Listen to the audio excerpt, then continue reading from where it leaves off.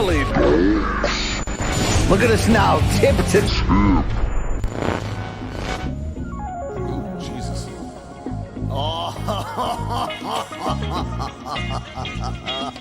Shout out to Morning Kombat. Do you want a margarita? Yes! My God!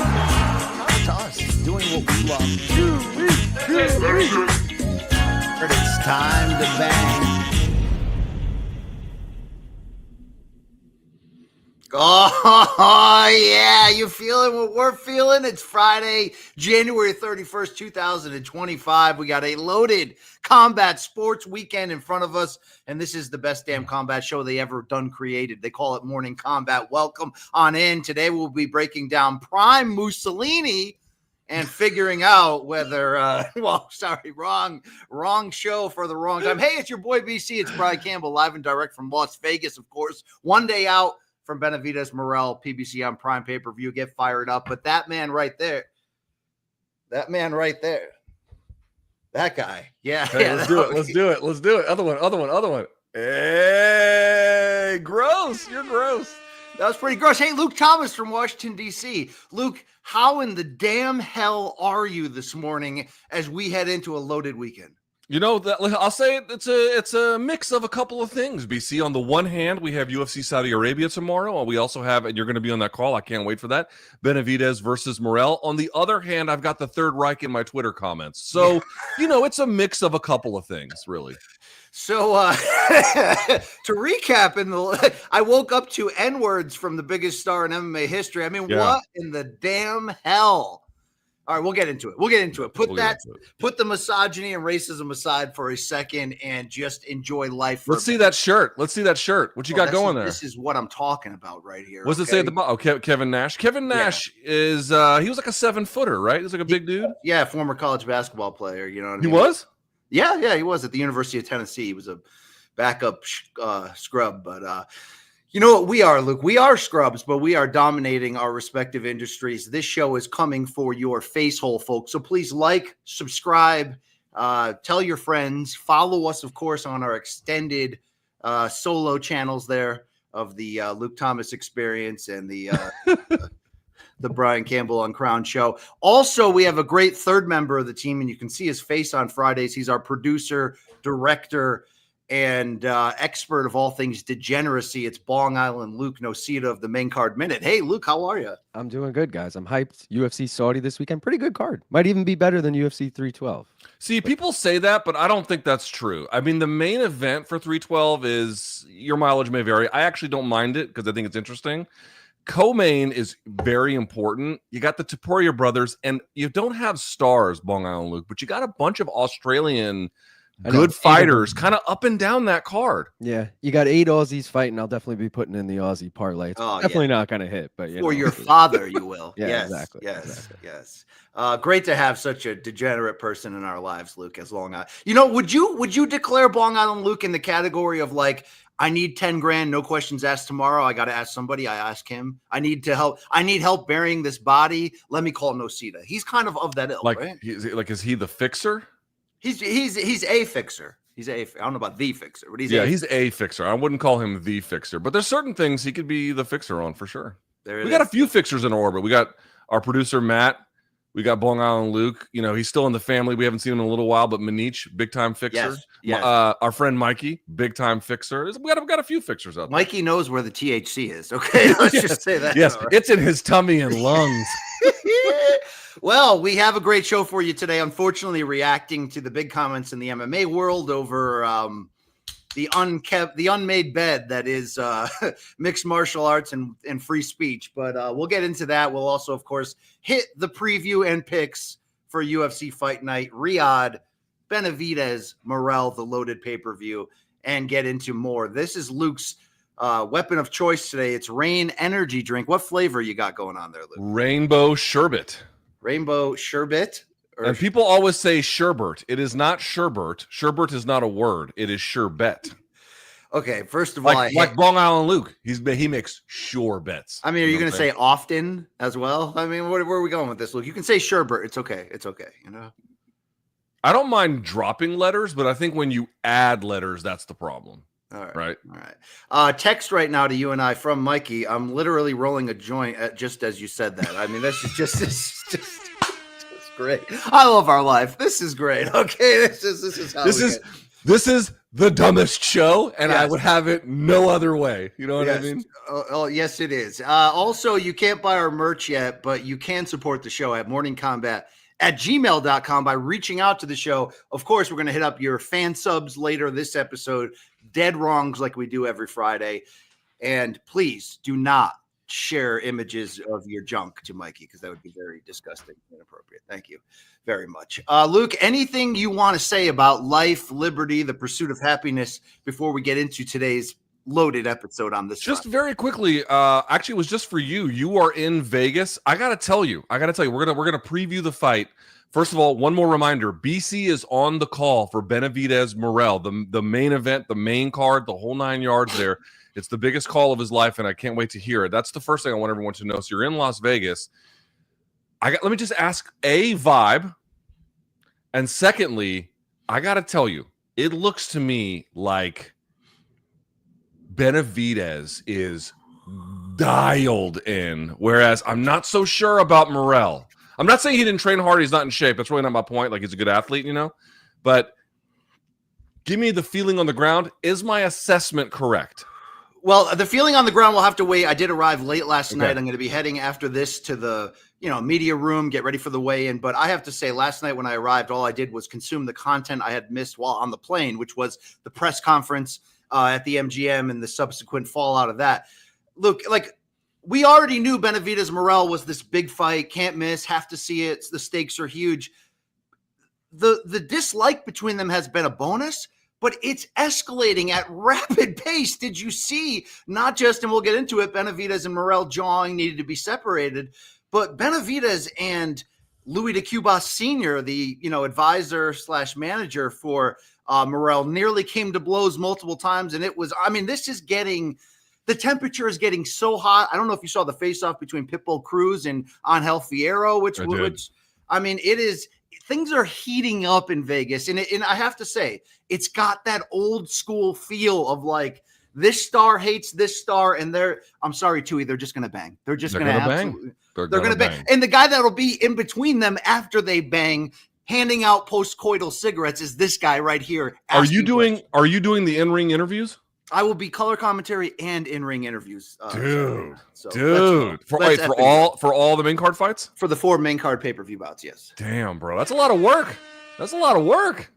Well, it's also a dream come true. You know what I mean? I know, but I'm saying, like, you got to be on. For a long. Yeah, no Delta 8s. We got to be locked in. But, when it's over, it's But by the way, Long Island Luke sharing with us, and this is true, in the last 24 hours, which has featured Benavidez, sending a direct message to Morrell about murder. Basically, his line, according to DraftKings, as a -175 favorite, ballooned to -230 after the shenanigans we saw yesterday. What do you think about that? Do people feel like the demeanor of Morrell is not up to the intensity? He looks like he's trying to play off real pressure. That could be nonsense. I don't know. I'm just telling you what it looks like. Remember when BJ? What fight was it that BJ was licking the fluid? Joe Stevenson. He did it in a couple of them, but the big one was Joe Stevenson. That's gnarly. That's unbelievable. Well, we used to have to deal with that grossness in MMA, and nowadays we have to deal. Yeah, there you go. All right, I wanted to start. Thank you. I wanted to be happy as we enter into topic number 1, which is dark and decrepit and gross. Well, let's get it over with. All right, so we can get to the 1, fights. The history of internet pornography. Here's a 45-minute TED Talk from yours truly and Luke Thomas. No, here we go. Topic number 1, unfortunately, it has runneth over the unchecked free speech in the world of mixed martial arts, and particularly the Ultimate Fighting Championship. The last 24 hours has been dominated in the news cycle by UFC featherweight Bryce Mitchell, who in the first episode of his new podcast made headlines everywhere with abhorrent comments about Hitler, the Jews, the Holocaust, and a lot more. Dana White immediately, by the way, in Saudi Arabia for Power Slap and UFC Fight Night, interrupted or led off of his Power Slap press conference with an immediate reaction. And overnight, unfortunately, even though it's not directly related, this rhetoric, this idea of free speech running amok has continued with Conor McGregor going out on Twitter and attacking Khabib Nurmagomedov, his wife, using the N-word. So, Luke Thomas, there's a lot to really get into, but I think first and foremost, the biggest thing is Dana's reaction. We want to play the sound and get your reaction, but I think the biggest topic here is Bryce spoke, Dana reacted, but there's no punishment right now as we stand. Let's listen to Dana White. So before we get started here, let me get some fucking dumb shit out of the way first here. I'm out here, have fun doing Power Slap tonight, and I'm sure you guys heard what Bryce Mitchell said. If you haven't, he said some I've heard a lot of dumb, ignorant shit in my day, but this one's probably the worst. When you talk about Hitler, he was responsible for the death of 6 million Jews, and he tried to completely eliminate a race of people. World War II was the deadliest war in history. 15 million military deaths, 45 million civilians, and 25 million soldiers were killed in World War II. Second of all, Hitler is one of the most disgusting and evil human beings to ever walk the face of the earth, and anyone that even tries to take an opposing position is a moron.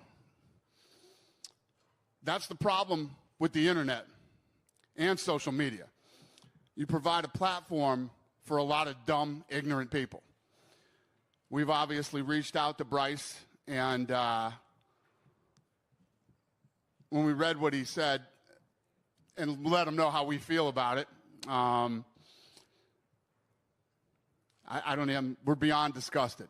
So for those of you that don't know what's going on, good, you're lucky. For those of you that do, that's what I have to say about it. Who's got the first question? Hey, Dana. Hey. It's obviously not a fun topic to talk about the Bryce stuff. I think that's a great statement that you just gave. Does Bryce Mitchell face a punishment from the UFC for saying what That's he what said? everybody wants to hear about punishments. Free speech. I don't have to love it. You don't have to love it. You know. I agree with that, the free speech sentiment. Is there a concern, though, right, if he goes out and wins a fight and gets a mic? Well, that's the beautiful thing about this business. For all of you that hate Bryce Mitchell, you get to see him hopefully get his ass whooped on global television. I mean, what do you want me to say about it? You know where I am with free speech. We're disgusted by it.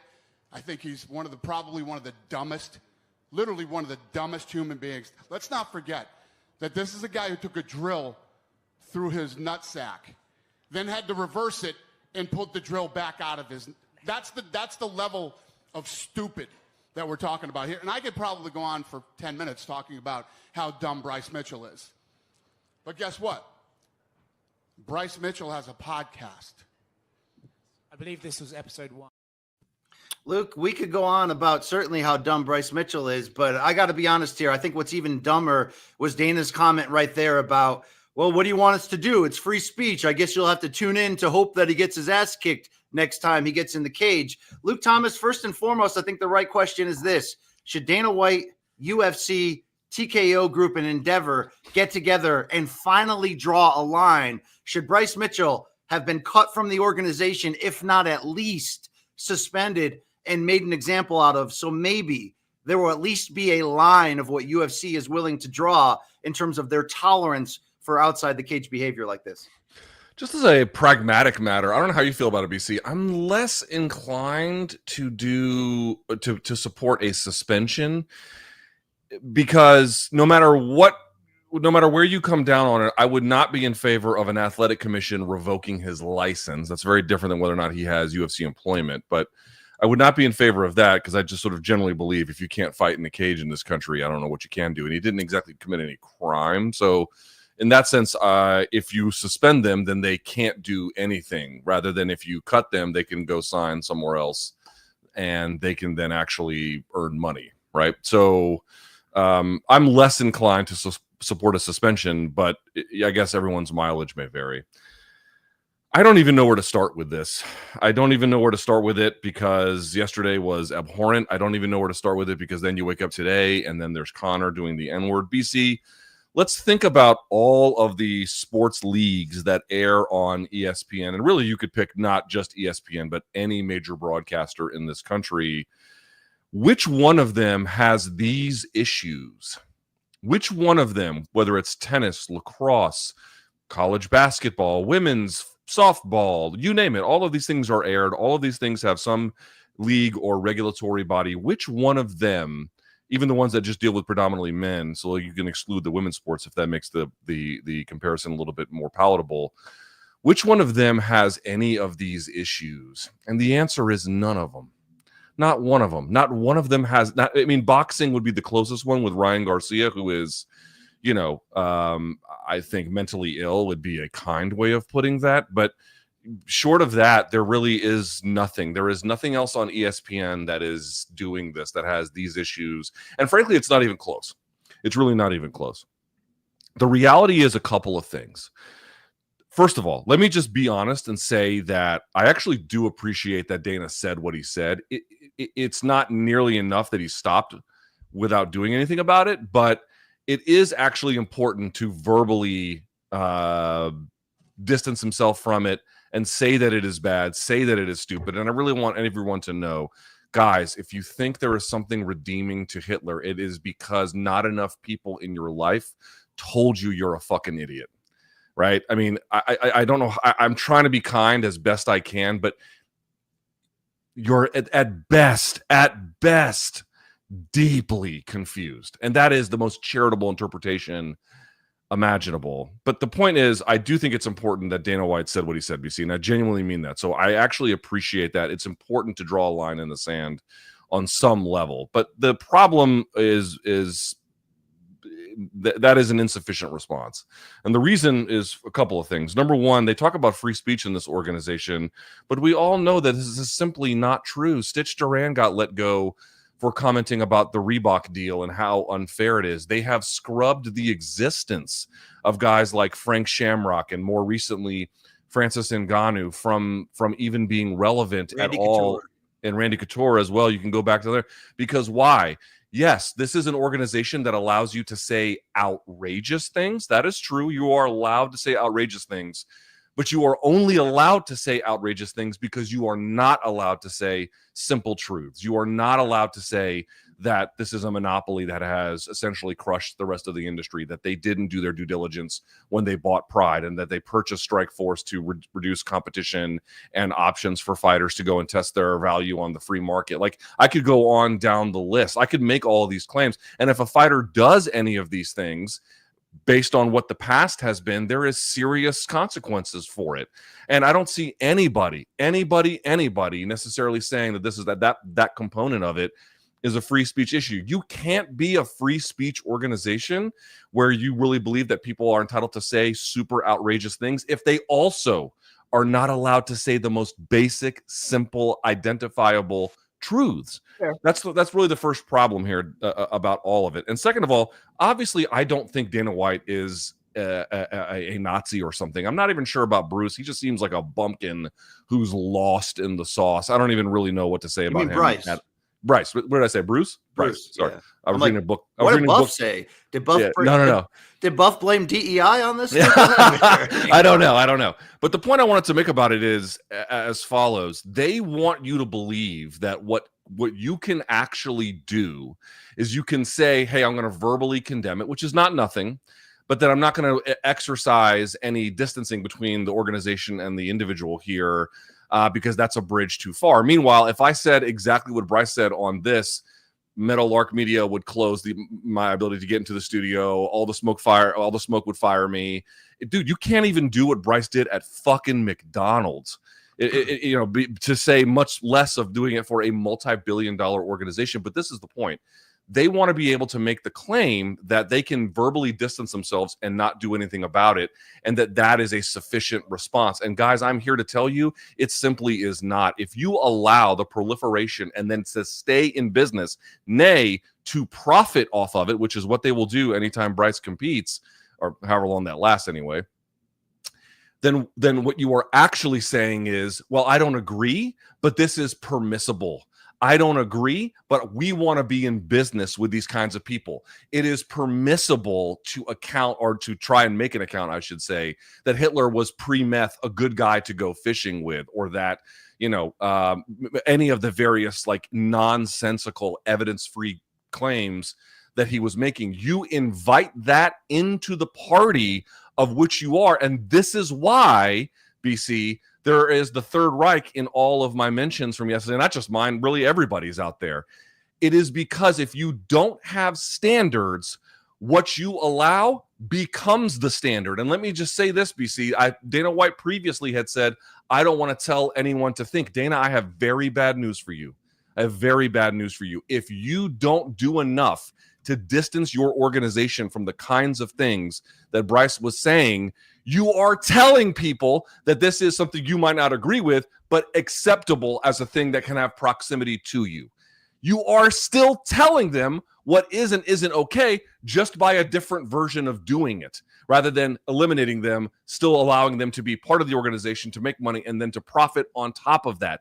You are then telling them, even if you don't agree with it personally, which is fine, that it's still part of the normal process in which we do business. Guys, Nazism is not normal. And whatever you want to call Bryce did, Nazism adjacent or something like that, it is not normal. It is not correct. It is deeply, deeply deranged. And I think Bryce seriously is, and we've known this for a while, detached from reality. A guy who is paranoid about the modern world in ways that even Quakers aren't. It's insane to watch.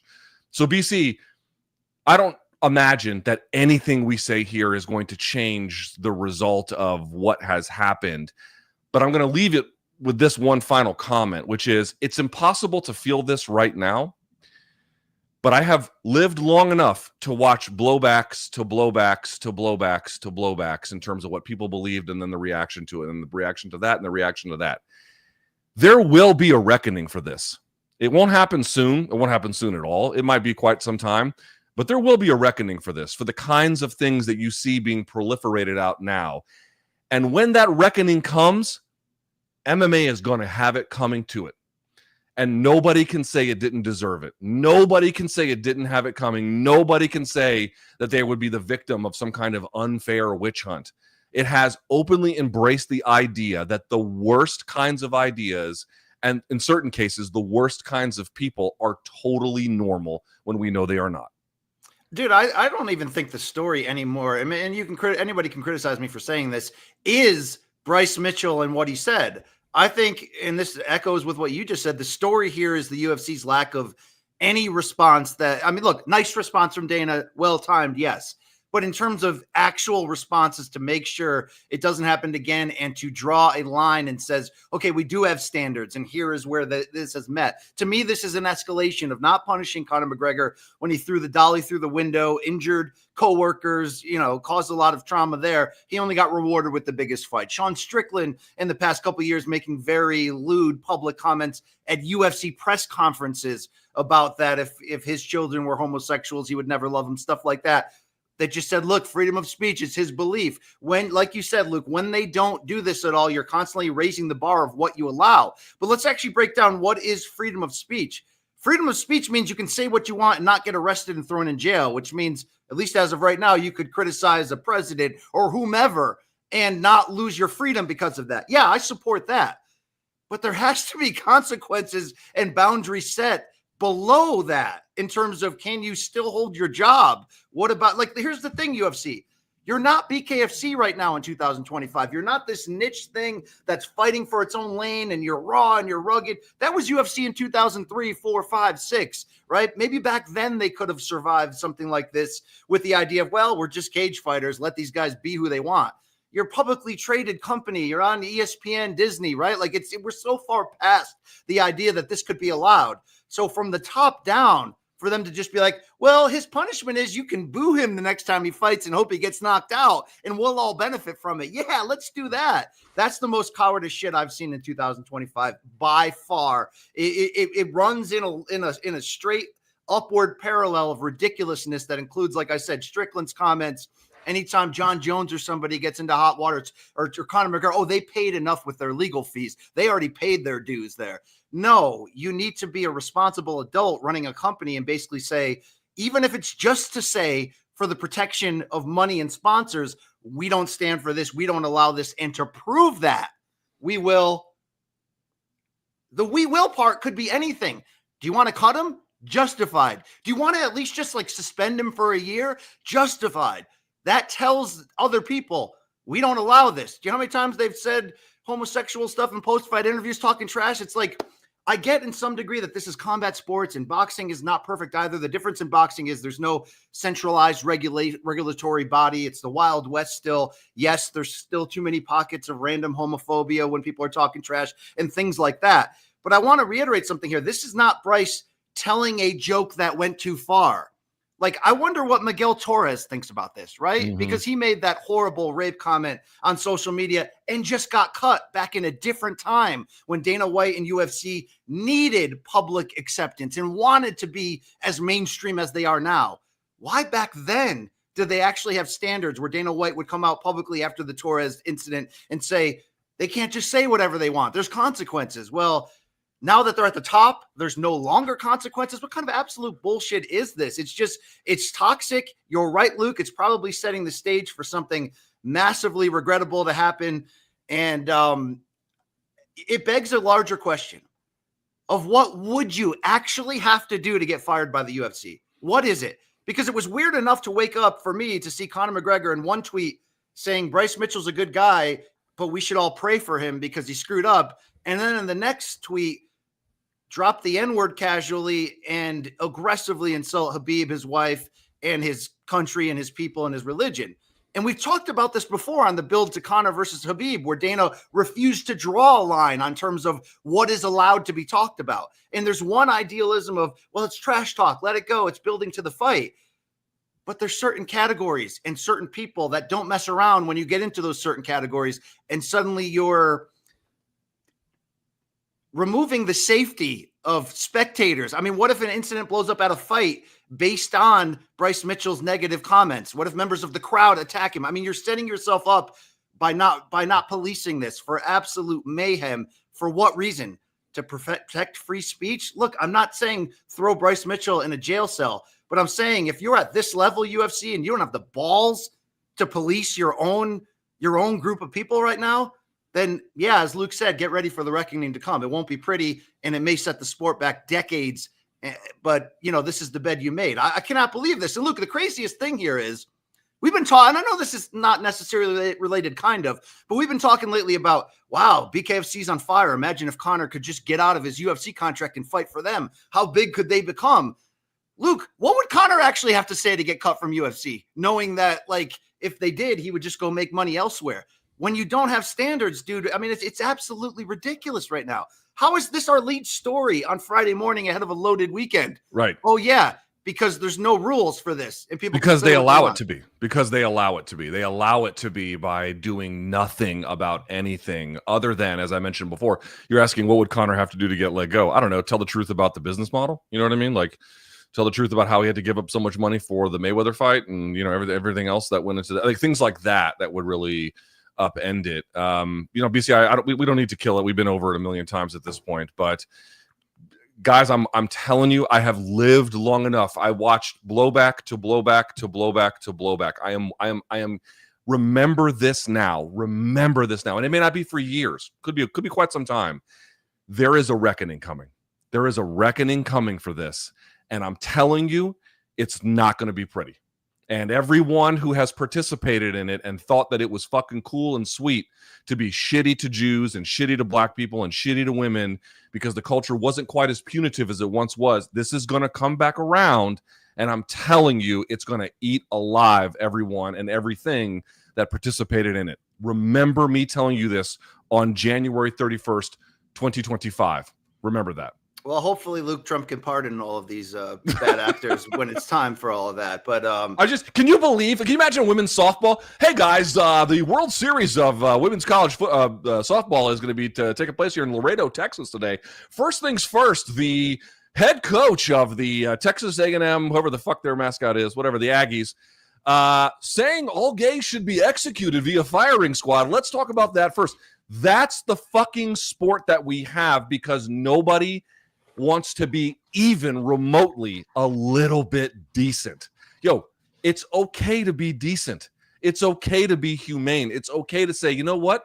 We don't want to be associated with people who have ideas from 1939. Or just accept the consequences of what will happen long term. Make your bed, because either way you're going to get it. I closed the curtain in here, Luke, because that the light was killing you. Let's move on from this shit. It makes me angry to even fucking talk about it. I'm with you right there. All right, that's enough. I don't want to talk about it anymore. Thank you. Topic number 2 is real fights this weekend going down. Riyadh, the Kingdom of Saudi Arabia, and a loaded fight night card. 2 absolutely delectable treats atop the marquee, and first and foremost being the return of 35-year-old former 2-time middleweight champion Israel Adesanya. Israel Adesanya is back. Only, Luke, he's lost 3 of 4, including 2 by stoppage, heading into this UFC Saudi main event opposite Nassourdine Imavov. Is this about a question of irrelevance, Luke? That's the question. Izzy risks huge setbacks while Imavov risks looking like a permanent non-title threat. Do you think that's the fair way to frame the stakes here as Izzy looks to prove to us that he still got it and Imavov enters the toughest test of his career? Man, this is such an interesting one. Imavov, 28 years old, 11 months. Izzy, 35 years, 6 months. I think framing it as like a question of irrelevance is a little strong, but I generally agree-ish with that framing. Namely, let's look at the career of Imavov, right? As I mentioned, he's 15-4, 28 years old, 3-fight win streak, the leads Cannonier, and Allen. Incredible, right? He had the no contest to Chris Curtis from the headbutt, whatever that was. I forget exactly what happened there. And he lost to Sean Strickland before that. But he has wins before that, BC, Ian Heinisch, Edmund Shabazi, and Joaquin Buckley. Now, granted, that was middleweight, but you get the idea still. And then losing to Sean Strickland. So he lost to Sean Strickland. He lost to Phil Hawes, which is kind of weird.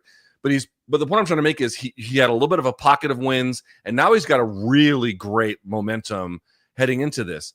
There's a question, like, coming from MMA Factory. Yes, he's got Dagestan roots, but he's basically been French trained. And I bring that up to say, obviously, you're going to be the function of the product of what's around you, and so what's around you is MMA Factory. There's been questions about whether or not they can really deliver a guy to that next level. They tried with Cyril Gane, who has a lot of natural athleticism, but BC, I think it's fair to say his development has not gone as planned. Remember, Francis Ngannou famously left Factory MMA. I called him MMA Factory MMA. But the point I'm trying to make is maybe this guy's going to turn. He does appear to be somebody who's got something going for him right now. His skills have certainly gotten much more refined. This is an interesting time for a guy who I think people were observing and respecting, but not counting on as necessarily being elite, whereas it's the exact opposite scenario for Izzy. He has been not only counted on as being elite, he's the second best middleweight of freaking all time. And you mentioned the losing to 3 out of 4. That is bad, except the one win is the finishing of Poatan, which is kind of remarkable. And then the Strickland loss is bad. There's really no getting around that. But the DDP fight was competitive for as long as he was in it. What's the one that I'm not mentioning? The first MMA Poatan fight, right? Which was which he was looking good in just until he wasn't. Until he wasn't, yeah. So it's like you can't bury him. But if you lose to a guy who's never been, losing to Strickland, former champion, losing to Poatan, double champion. You know what I mean? You're losing to guys who are really, really good. That's not. This is not a DDP champion. This would be different. This is somebody who might have that kind of potential, but we don't know. So I really love this fight. It's not just old versus new and then style contrast. It's really a question of who belongs right now in this division as somebody who can either, in Izzy's case, maintain excellence, or in the case of Imavov, upset the apple cart. A lot to like about this fight. It's a referendum on Adesanya. There's no question. And like you said, it's not a completely unfair one. We're not saying, are you washed? Is it ready? Are you ready to retire tomorrow? We're just saying when you pocket that many losses on the highest level against the truly elite, it certainly shakes the foundation of whether you still have it at this age and all of that. So this is the perfect opponent, the perfect setting. Izzy's first non-title bout in something like 6 years to come out and show us, because there are still huge stakes at stake for Izzy here. You get past Imavov, you revive yourself to a certain degree to be back in the middleweight title picture, or Luke, even though I seem to be the only one banging this drum year after year or month after month, the idea that he might be able, off of a win here, if they wanted to move up to light heavyweight and they could cash in on that trilogy. Luke, do you think that that is in the UFC's plans and idealism, knowing that Poatan has put out very often the idea that he wants to move up to heavyweight, become the first 3-division champion? Do you think they would be willing or would want to make Izzy versus Poatan 3 at light heavyweight if Izzy comes back this Saturday and looks great against Imavov? Is there a link in there in your eyes? Is there a connection? I would never dismiss it. I would never dismiss it. I would never dismiss that is, I mean, that would be a big fight, right? That would be a really big fight. And also, I don't know how likely it is because Izzy's teammate, Carlos Ulberg, happens to be, maybe you could say, surging, right? You could certainly moving up the ranks, I think is a very fair way to put it. I don't know if he'd want to jump the line, but maybe he would if they felt like there were still, if the UFC communicated there were still 1 or 2 fights left for him before they would even consider a title shot. But I just want to point out, there are some complicating factors there beyond just what happens between Poatan and Ankalaev and heavyweight. There's the Ulberg factor. But I don't even necessarily think that that's their number one target. I think they're trying to see, number one, what they've got with Imavov. And if Izzy ends up like really getting back to business here, and I know that his coaches kind of spoke about really like upping the intensity of what they've been doing in the training environment, I think putting him back in a title fight at middleweight is actually what they might consider doing, just because, you know, the star factor involved. If he loses, what he passes to the potential winner there, you know, beating all the former champions who are still active in your division if you can. So, like, for example, let's say DDP wins at UFC 312. So DDP has beaten Whitaker. He'd have to face Chimaev. If Chimaev wins, he'll have beaten Whitaker. And then at that point, let's say potentially DDP and then potentially Izzy. There's like a really great way to establish firm dominance and become a brand and a star in the sport by doing that kind of thing. I think they're trying to see whether he's a good test for Imavov and Imavov surges, or Izzy retains his status anyway, but then can be used for that title fight purpose at middleweight down the line. I think that's the likeliest outcome. As we look at the odds from DraftKings at this moment, Israel Adesanya a -162 favorite, the +136 Imavov, a virtual pick'em for MMA standards here. So, Luke Thomas, is the question in this matchup as simple as this? If Izzy's still got it, and it looked like he still had it in the first couple rounds against DDP, then he beats Imavov straight up. Pay that man his money. But if at 35, too much of the past has taken from him who he once was, then he loses this humbly, and maybe we are talking about the end. Is it as simple as looking at it as that? Because I just said this isn't about should Izzy retire, but if he goes out there, looks lifeless, and loses, you do have to ask yourself, why are you hanging around after that? Yes, I think it's just a question of how he looks. I don't think a loss, you know, I was asked yesterday, do you think if he loses, he'll retire? He would have to get drubbed or dominated. You know what I mean? Like really made to look bad, I think, for that to happen. Which, you know, you can pick Imavov to win. I'd be surprised if Izzy looks bad along the way. But, you know, if he goes in there and gets beat up or viciously KO'd or something like that, then there really is a question of like health versus wealth.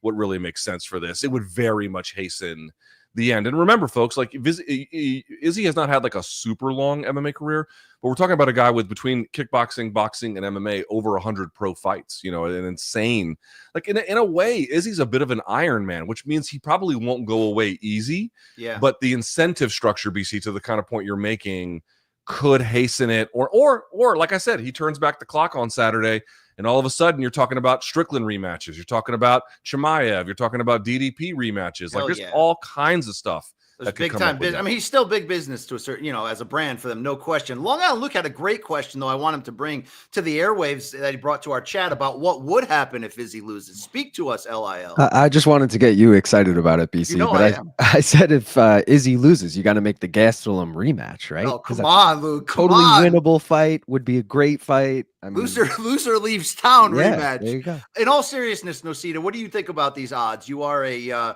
gambling man, as we like to say. I'm taking Izzy. I was shocked kind of how close they were. I thought he'd be in the -200 range. I got him at -147, which is pretty good. Have it in a parlay with a couple other things, but I'm feeling good about Izzy on tomorrow. All right, I understand that. Luke Thomas, how close do you believe Izzy still is to the man that knocked out Whitaker in the first fight to win the championship? I think we're pretty far from that, but you can fall pretty far from that and still be very good, right? I don't think he's got the same reflexes, the same kind of fire, to be honest with you. Listen, the end of, or he's not the end of his career necessarily, but he's certainly closer to the end than he ever, than he has been, and it's probably not that far. It's when you've done as well as he has, on one sense, you don't want to let that go. On the other hand, it kind of slows a guy down. So this is why I'm really interested. Long Island Luke, you got that graphic of a Bearman talking. Put it on the screen here. Quote, "There are a few things I'm doing quite differently with Izzy for this fight, BC. They're a lot more drastic to what I'm usually accustomed to doing. Based on past performances, I thought we needed to really just kind of flip things on its head a bit. He's responding really well, and he's looking really, really good. I'm looking for a vintage performance from Israel, and so far, we're right on track for that." So they're expecting a bit of a back to basics here, but it sounds like what they did was they upped some intensity, really kind of put him through the fire. You had other coaches speak out about how much this training was, supposed to rejuvenate him. I think I'm interested to see if there's anything to this, if the wringing of the sponge in this particular way yields any water, because if it doesn't, well, where do you go after that? Right? I mean, is there a time for a late reinvention where he adds takedowns to his game, Luke? Is this what we're looking at here? So I'm here on Fight Metric. What do you think the takedown average per 15 minutes is for Izzy? 0.7. Close. But it's even lower than that. It's 0.05. 5%. 5%. That's Blutarski level, 0.0. Yeah. Well, actually, no, this is not a percentage, so it's not quite right. But you get the idea. 0.05. The answer is basically almost never. All right. Well, the flip side question of does Izzy still have it, obviously, is how good is Imavov? And you mentioned the names that he tripped up upon, but he's certainly on the best run, it seems, of his career. I mean, Luke, knocking out former title challenger Jared Cannonier in round 4 is not nothing to me. So the idea here is if Izzy shows up competitive, good, but the age factor is there, or what happens sometimes when they're in this age bubble is the failure to launch. You can see the openings, but you can't pull the trigger. Is Imavov dangerous enough to raise his game to another level and do something really big here and out battle and overcome him? What do you need to see out of Imavov to show you that this is a possibility when they touch gloves on Saturday? I have, listen, it's just my opinion, but I feel like, BC, more than most people, I've really looked at the tape on Izzy. I've talked to him about it. I've talked to his coaches about it. I feel like I have a halfway decent sense of what works and what doesn't against him. And I think the simplest way that I can describe, again, now, to the point you raised, BC, maybe not takedowns per se, maybe he shakes things up. And if he shakes things up, then what I'm about to say is not going to be as relevant. But if past is prologue, then I think the biggest answer is leg kicking, calf kicking in particular, but leg kicking more generally. And the reason why I bring that up is twofold. BC, if you go back to like the old Romero fight, I know that's not that's nobody's favorite fight, and there is some disputed scoring about it. But one of the really interesting things you see in that fight, and it's something he sees not just in that one, but many other ones, is that what Izzy does with leg kicks, historically speaking, is he'll score with them, he'll score an angle off, he'll threaten, back you up. You'll start going, he'll feint like he's going to kick to the legs, and you'll stop and then reset. So he's forcing resets, he's disrupting rhythm, he's changing position, and then he's just scoring with them more generally. I have seen so many rounds and so many fights with him where that was the difference between him winning and losing. Where a round would go by, someone can't get something going, they ate a bunch of leg kicks, and then at the end you're like, okay, well, what really happened in this round? Yeah, Izzy's leg kicks were by far the most impressive thing and the most relevant thing that happened in this round. It happens all the time. Secondly, what I would say is if you look at guys who had some success against him, now I know against Strickland he was injured, but Sean Strickland's a good example. Jan Blachowicz is a great example. What would be one of the common things that they did to get ahead and win that contest? And the answer is they checked his leg kicks. They checked it. And so it forced him into a different range, which forced him to use a different set of weapons, predominantly his boxing. And that is not nearly that. He is a good boxer, obviously, but it's not his strong suit, I would argue, in MMA. his strong suit is he can combine kicking with punching and like combinations, or the two work in concert, but not just we're going to fight inside boxing range and then let it go. He's got a lot of habits that I think are more suited for kickboxing and a lot of more weapons, and prefers offense that flows through more kickboxing range. But those guys had great success because they took away the leg kicks from him, either checking, walking him down, a combination of both. And then it made the fight here. And then it was a totally different fight. In the Blachowicz case, you had Izzy, pulling his hips out in front, getting behind, and then he got taken down for it, right? So this is what I mean. If Imavov doesn't have an answer for the leg kicks, either through pressure, checking, whatever, takedowns, whatever the answer is, the chances of him losing go up significantly. By contrast, if you actually see in the first 2-3 rounds, he's really got a good handle on checking that, and Izzy is going to have to go to something else, I think the chances for Imavov go up significantly. I want to see a sneaky war here, Luke. I want to see Imavov smell blood, feel like he sees something in the old dog there in Adesanya that maybe isn't, maybe doesn't have the same resolve or motivation or fighting spirit. And he finds his opening and looks, I'm not trying to compare it to the Gastelum fight. There were different things in the air at that moment, and Gastelum had certain skill sets that he maximized in maybe the best performance despite the defeat of his career. I really want to see Imavov make Izzy fight. This is really good matchmaking, Luke, and this really does have sneaky potential to be an entertaining affair on Saturday, even separate from the whole referendum idea for Adesanya. I want Imavov not to leave any stone unturned, meaning if he's got an opening here to make a move and get this upset win and advance his career, I mean, this would take him to a level he's never been before. Go out there and get it. Go out there and get after it. Would you say at times like he's dangerous, but he doesn't always fight dangerous, Imavov? Historically, yes. More recently, no. More recently, I think he's actually been a little bit more foot on the gas. And that's why I'm telling you, that's if they matched up a year ago, I'd be like, is his fight to lose.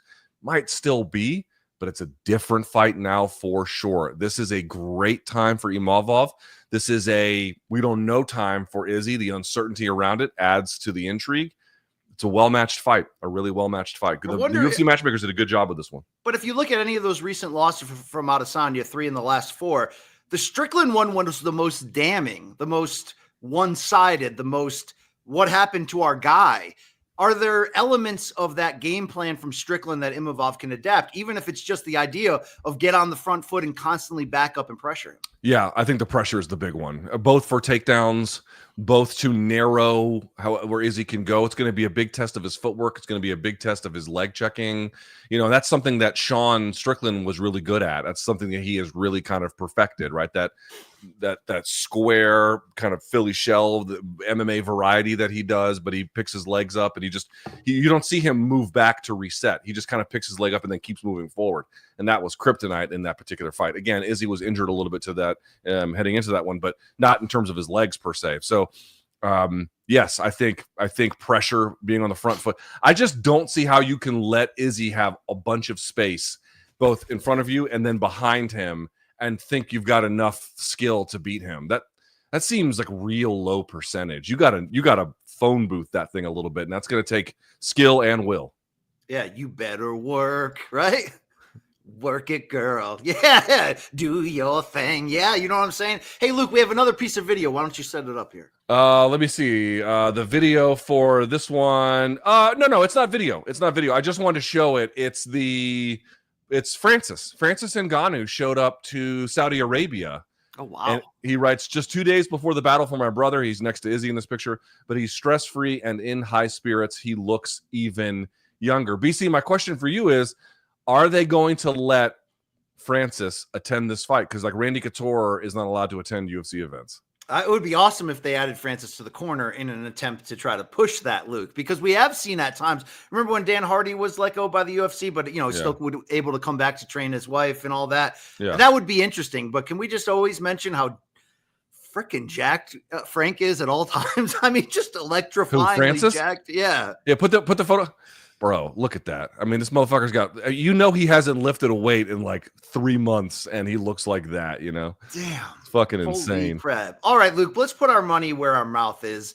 We love Izzy. There was a time that he was your favorite toy to grab out of the CKB bin. I don't know why you keep making this argument. It's like, okay, go ahead. And now you've turned that bin into Laden, Luke. You've just basically been like, I've got new Georgian heroes that I like to play with here. Luke, does Izzy return to form? I mean, there's a scenario, of course, where he can get a W but take damage and not look great. That's happened before. What is the fallout for Saturday here? What happens to Izzy? Does he come back strong against Imavov? I don't know. I really don't know. I mean, the reality is what you know it to be. Izzy has proven up to this point significantly more than someone like Imavov, but Father Time is undefeated. Imavov is surging. Long Island Luke, irrespective of the odds, how do you feel about Imavov's chances? Forgot to put my camera in. I think he has good chances, dude. I mean, put it this way, I've bet against Imavov, I think, in his last 3 fights, and he's won every single time and upset me every single time. It was Jared Cannonier, it was Roman Dolidze, I'm blanking on the other one. Brendan Allen. Yeah, there you go. Those 3 I bet against him every time. So I'm going 4 times in a row here. I mean, he could totally break my heart again. Definitely capable of it, but I don't know. Yeah, it's definitely on the table. That's kind of where I'm at. See, that's where I'm at too, BC. It's like, I mean, the odds are basically correct. Like, this is a huge test for Imavov. And it's the right time for him, but I really don't know if he can pass it or not. I mean, my gut tells me he probably will. I just can't say it confidently. True or false, though, every time you see that purple mood lighting in Nocita's studio there, it makes you want to, like... Yes. I mean, every time he comes on camera, I'm just waiting for him to, like, throw the smoke away. You know what I mean? All right. Luke, here's my pick. I'm going to go with Izzy, but I think he's going to wear a little bit of this fight. I think we're going to be talking about, hey, the old vet got the job done. Maybe it doesn't look spectacular. Maybe it's more business-like, workman-like. I still think he's too talented as a counter striker at the end of the day. And if we're talking about Imavov trying to rattle the cage of him and come out and put pressure on him, maybe a la Strickland, I think Izzy will respond accordingly. He understands where he's at in his career. He understands that it's a precarious situation. Win, get thrown directly back into absolutely huge fights, or lose, and you know where we're talking there. So, Luke, I think he gets it done. But I wonder on Monday, what are we going to talk about? Are we going to talk about the idea that Izzy won, got back on track, but is he still that dude? Is he still of that ilk? This may be a last stand type situation where he pours out more of that jug than he wants to survive in advance and get back into a big fight. Yeah, this is what I mean. Like, this is because he's 28. This is by no means the end of the line for like whether or not Imavov will become something, but it could be the end of the line for Izzy if you're starting to lose to guys who have never held a title and never been champion and really never even been top 3. That would be big. That's a significant departure from what he's been. What did you say your pick was? Oh, you didn't say it. That's right. Because I don't know, dude. Why am I not allowed to say? I honestly fucking don't know. You don't. I'm not. This is an okay bet. I'm not putting you to the flame. I generally want to get. Sometimes I have a lean one way or the other. I just don't know. Don't know. The odds say that neither does Vegas to a large degree too. So we're going to enjoy this one on Saturday. Hey, the co-main event is buzzing just the same as Michael Venom Page moves up to middleweight for a one-off here, and it should be fun against a surging Shara Bullet Magomedov, the one-eyed pirate who has been making big news in this area of the world with big KOs. He's won 4 straight. As we look at the DraftKings odds at the moment, minus 198 is Magomedov, plus 164 for MVP. So, Luke, how do you sort of frame this matchup? It's certainly a tough test at the right time to find out who Shara Bullet is. But what is this fight in your eyes?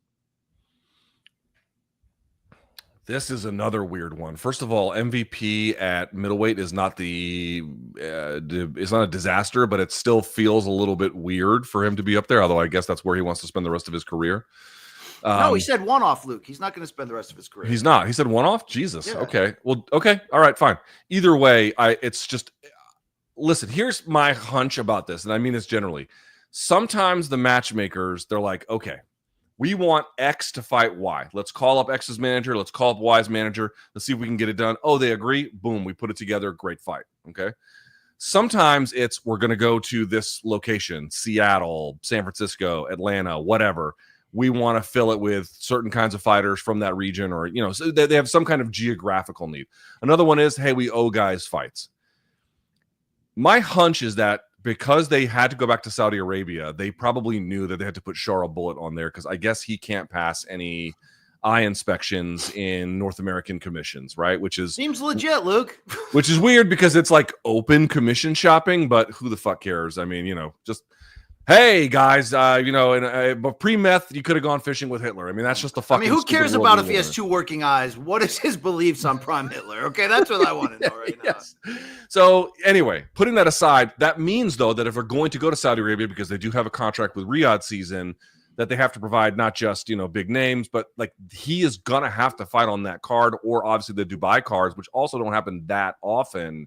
So they were like, okay, we got to put him on this card. My feeling, and I mean this quite sincerely, is they probably called around and didn't have a lot of great options and somehow lucked their way into this one because they're like, well, he's also a striker and it's not necessarily a middleweight guy, but he can fight at middleweight. And it's a weird style contrast because both are strikers, but one is kind of a Muay Thai, going to stand your ground and bang.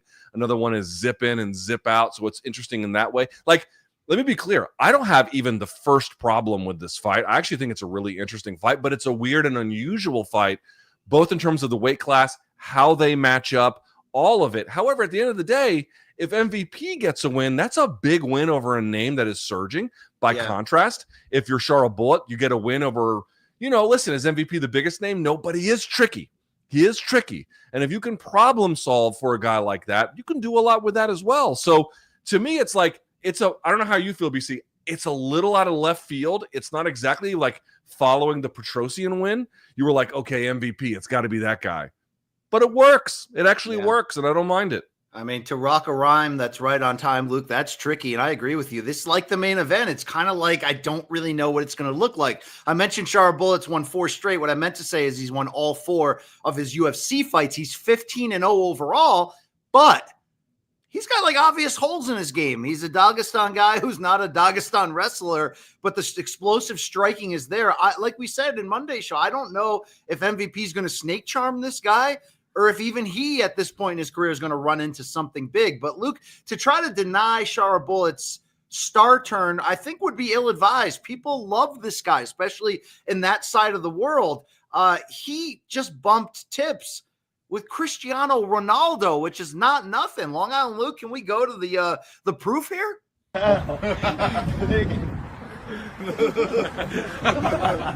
Easy, how are you?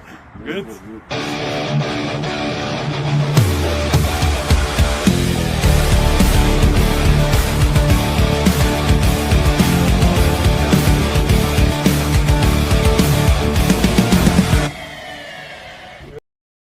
Luke, his star value still seems to be ahead of his skill level.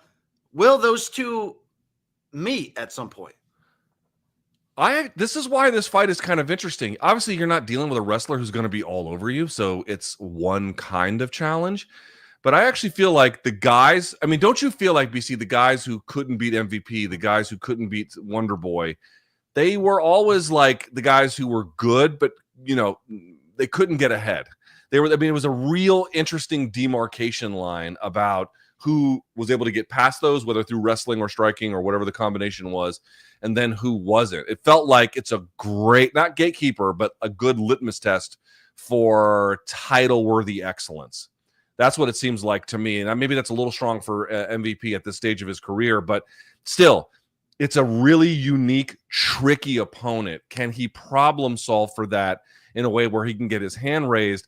I actually think that's kind of interesting. And as you can see, BC, getting the rub from CR7. Wow. I mean, granted, it's a whole Saudi thing because he plays in Saudi Arabia and El Nasser and all that kind of stuff. But the point I'm trying to make is like they're building this dude up in all kinds of markets that are going to be paying attention to that. big things going for this kid. Big things. Luke, I do have a question though about the one eye thing, and we're going to show in a second that he collaborated with Bisping, and people are obviously saying things. Two guys, two eyes. I mean, so Bisping hid for years that he only had one working eye, and oh, by the way, Smoking Joe Frazier had the same thing and hid it for years in his biggest fights from state commissions, and essentially fought most, I think if not all of his Hall of Fame career with just the use of one eye. Should this be okay in modern combat sports? I mean, I don't want to Nick Newell. What's the guy's name that fought for Bellator Worlds? Nick Newell, right? From Connecticut. He fought Justin Gaethje. Fought, didn't have two working hands there and found a way. And it's like, you don't want to limit people, but like, what should be the standards on, I don't know, is saving somebody from themselves the right point? I mean, it didn't affect Joe Frazier or Michael Bisping. They went on to win world titles and have Hall of Fame careers. How do you feel about just like knowingly letting this guy go out there like this? I have two responses. One, a doctor can't heal anything you don't tell them about, right? If I go to the doctor and, I'm spitting up blood and they ask me, how are you doing? And I say, I'm fine. They have no way of knowing if I'm spitting up blood. Obviously, there are some screens they can do to like see things, but if you just lie to them, they're not very useful. You have to tell them the truth so that they know what the problem is. So I don't know how you get around that. Fighters are just going to lie their way through medicals. I don't know if anyone has ever suggested. I mean, yes, you can lose your license for lying on those things, at least in theory, but they never pull that trigger. So I don't know. I don't know how to fix that. All right. The second thing I'd say is I have a very funny story. I don't know if I've ever told this one. When I was doing MMA Uncensored live on Spike TV, I did an episode with Nick Newell and then Alistair Overeem. Did I tell you what Alistair Overeem did to him? Oh God, dude! All the stories behind the scenes of my entire career that I've heard of Overeem have been bad. Okay, this one is not that bad, but it was a little bit awkward in 2012, whatever that was. So Nick Newell obviously has one full arm, and then he's got one arm where it's basically the hand is missing. I mean, that's not quite right, but for all intents and purposes, it's missing. And the show is over, and Alistair Overeem stands up and looks at him, and then grabs his arm like this, and then looks at the stump. I'm not sure. Again, I don't mean to be mean about it. I don't know how to say it, but like looks at it like this, like a dog at like a dog judge at the Westminster Kennel Show, whatever the fuck it's called. And he's looking at it, he goes. So you can fight as a handicap? Yes, he just grabs the guy's arm and like looks at it like, oh God, you can fight as a handicap? Let's show the Bisping stuff here. Yeah. Yeah, and the blood was coming in my eye. I think it was Luke Rockhold the first fight, but hold on, I got to take this out. Hold on, there we go. Now we're brothers properly. Yeah. Did you ever think about getting one of these? I was told, but no, not yet. No, yeah, didn't think about it. Yeah, it doesn't matter. You look good. I mean, you own it. Это твое. Because I'm a pussy. Everyone was bullying me online, saying mean things. They hurt my feelings, so I tried to hide it. Is that hygienic to take your eyeball out like that? I mean, I don't really. That's so gross. I mean, kudos to Bisping for being a gnarly warrior, like Ronnie Lott style, where he's like, "Oh, I got a broken finger, just cut it off. I want to get in on Sunday." There's that half of you that respects that. There's that other half of you that's like, "What kind of clown ass circus sport are we covering, Luke?"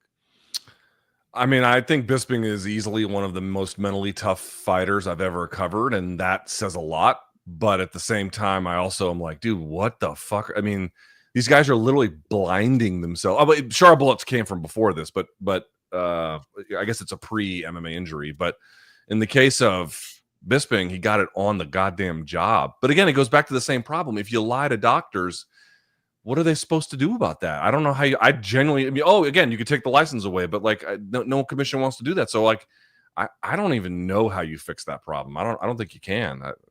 Do your best. Yeah. Nick Newell's impressive, by the way. Shout out to that guy. I think he's from Connecticut. He is from Connecticut. I think he's got a gym down in the Milford area. Always had a lot of respect because you watch that guy in interviews and you're talking about a guy that's just driven. Driven. Isn't it fucking hilarious that everyone at the time was like, this is going to be such a bad look that, somebody who is, disabled is going to be fighting on TV. I'm like, guys, they're praising Hitler out here now. Like, I mean, didn't he fight Gaethje for the WSOF title? Not Hitler. Yes, on NBC. Yeah, on NBC. Yes, he did, and he got whooped. But like that happens. Justin Gaethje whoops a lot of guys. Yep. But like the sky is falling. It's like, guys, they're out here saying they want to go fishing with Hitler. I mean, oh my god, like what are we talking about here? All right, what are we talking about here? Who wins, MVP versus Shara Bullet? MVP can, like I said, snake charm you and disarm you, but there's also a lot of weird MVP fights where there's not a lot of striking because of the constant feinting and threat he puts on. What type of fight will this one be? I think it's going to look like an MVP fight for the most part. He's going to be the one defining the range for the most part, darting in. I tend to think that Bullet's going to try and catch him coming in. Petrosyan kind of stood right in front of him. It was a little bit easier to hit. He's a more stable, visible target. That's just not what you get with MVP. I didn't make a pick in the main event because I honestly don't know. I could be wrong as shit. I am going to take a flyer on MVP here, BC. Wow. I think, don't get me wrong, I actually feel like Shara Bullet's got a pretty nice upside. And this is a weird fight, but it's a 3-rounder. If it was a 5-rounder, I might feel a little bit different. But I feel like he's going to try and catch MVP coming in, and he's going to get sniped for it. That's your guess is as good as mine. If it's a 5-rounder, I'm taking MVP, but I've got more of the feeling it's going to be a little bit of a weird fight. There's not going to be a lot of high volume, but that the judges will favor the power shots out of Magomedov, and we might get a little bit of a disputed decision in which he survives in advance, but doesn't necessarily pass the test. So I know I basically predicted that for both fights in the main and co-main, but I think that's where we're going. You see how close those odds are. Long Island Luke, can you split the difference here? Where are you leaning on this very well-matched co-main event? I'm going Michael Venom Page. Took him as a dog, plus 170. I think you're right, though, BC. I do think it's going to be a disputed decision. I'm just hoping MVP can squeak it out. He did win a round on all 3 judges' scorecards against Ian Gary, which that's aged like a fine wine. That's a great person to win 1 round against. So I feel like you could win 2 against Shara Bullet. Shara Bullet also never shot for a takedown in his MMA career. So yeah, why start now, right? Exactly. Indeed, right there. LT, are you feeling the only other good fight on this card? Sergey Pavlovich against Jairzinho Rozenstruik at heavyweight. Are you feeling this at all? Do you have feelings? I have some feelings. I got to tell you, I'm not as excited for that one, although that's, good to get him back on track. He looked pretty good on the scales today. He always does, but he got back to it. It's an important fight for him to get a win, obviously, given how things have gone. Minus 320 favorite is Sergey coming off of 2 consecutive defeats. Yes, exactly. So you could probably pick the Fares Ziam fight against Mike Davis. I actually think Mike Davis is a pretty good, talented guy. He's been not as active as I would hope, but he is quite talented. But the fight I care a little bit more about, you got Jasmine Jasdavicius taking on Mayra Bueno Silva. That will be first two UFC female fighters fighting in Saudi Arabia. Did you see their kits? They're wearing more clothes than normal, but yeah, they're wearing like a almost like a rash guard essentially, which I don't prefer, but whatever. I don't think it's the end of the world. It's not really worth crying about too much. There was another fight on here that I really wanted to talk about for just a second. The Terrence McKinney one could be fun for as long as it lasts against Damir Hadzovic, but that's probably not built for maximum length. I guess that's it. I thought that there was not. Oh, you know what? The Muhammad Naimov fight. Naimov seems like he's reasonably interesting. I'd be curious about that, but it's not a strong. That's what I mean. People are like, oh, 312 is worse, and I'm like, they're both kind of nubs from in terms of the bottom 2/3 of it. Long Island Luke, you have any undercard bangers or best bets you want to share with us, because you get down with the early prelims in the UFC. Yeah. By the way, I'm doing a full card watch along tomorrow, 9 a.m. So join me for that. Wow. Boyfriend of the year. Wake and bake, brother. She's away for the weekend for business. So, it's actually, that's the reason I'm doing the full card, Luke. Thank you. Yeah, right. I think Luke nailed it on the head. Jasmine versus Bueno Silva, I'm actually pretty excited about. Do you think Bueno Silva with the spread plus 3.5 at minus 140 is a solid bet there? She just needs to win 1 round on every judge's scorecard. Terrence McKinney fight should be fun as hell for as long as it lasts, like you said. Terrence by finish. Either way, I would say take him by KO straight up or by sub straight up. They're both plus money right now. Someone's getting finished in that one. Yes. Exactly. And it's probably Damir Hadzovic. Hasn't won a fight in almost 4 years. We want to talk Sergey Pavlovich, Jairzinho Rozenstruik. I'm actually riding with Biggie Boy here. Get out. Got him at plus 260. I told BC this on Monday, and he was like, no, don't take him. Don't take him. No, because you got to ask yourself, like, there's a Mendoza line at heavyweight. It's called the Tybura Spivak line. Is Pavlovich above or below? If he's below, Rozenstruik wins. I think he's above. He might be below, dude. His best wins are like fucking Tai Tuivasa and Derek Lewis, you know? It's like maybe Curtis Blades, too. Either way, I do feel like Jairzinho, he only loses to the best of the best. He's lost to like top 5 guys. Pavlovich number 6, so maybe he could get it done. Riding with him. Thank you. Now, BC, before we do topic 3, I would like to call an audible here. Yeah. Let me ask you the questions for topic 3, since you are calling the fights. What should be topic 4? Topic 4, excuse me, I apologize. Topic 4. Since you are calling the fights and you are in Las Vegas, would you be okay with that? Let's go. All right. Topic number, excuse me, let's do it one more time. 4, ladies and gentlemen. Topic number 4. It is finally here.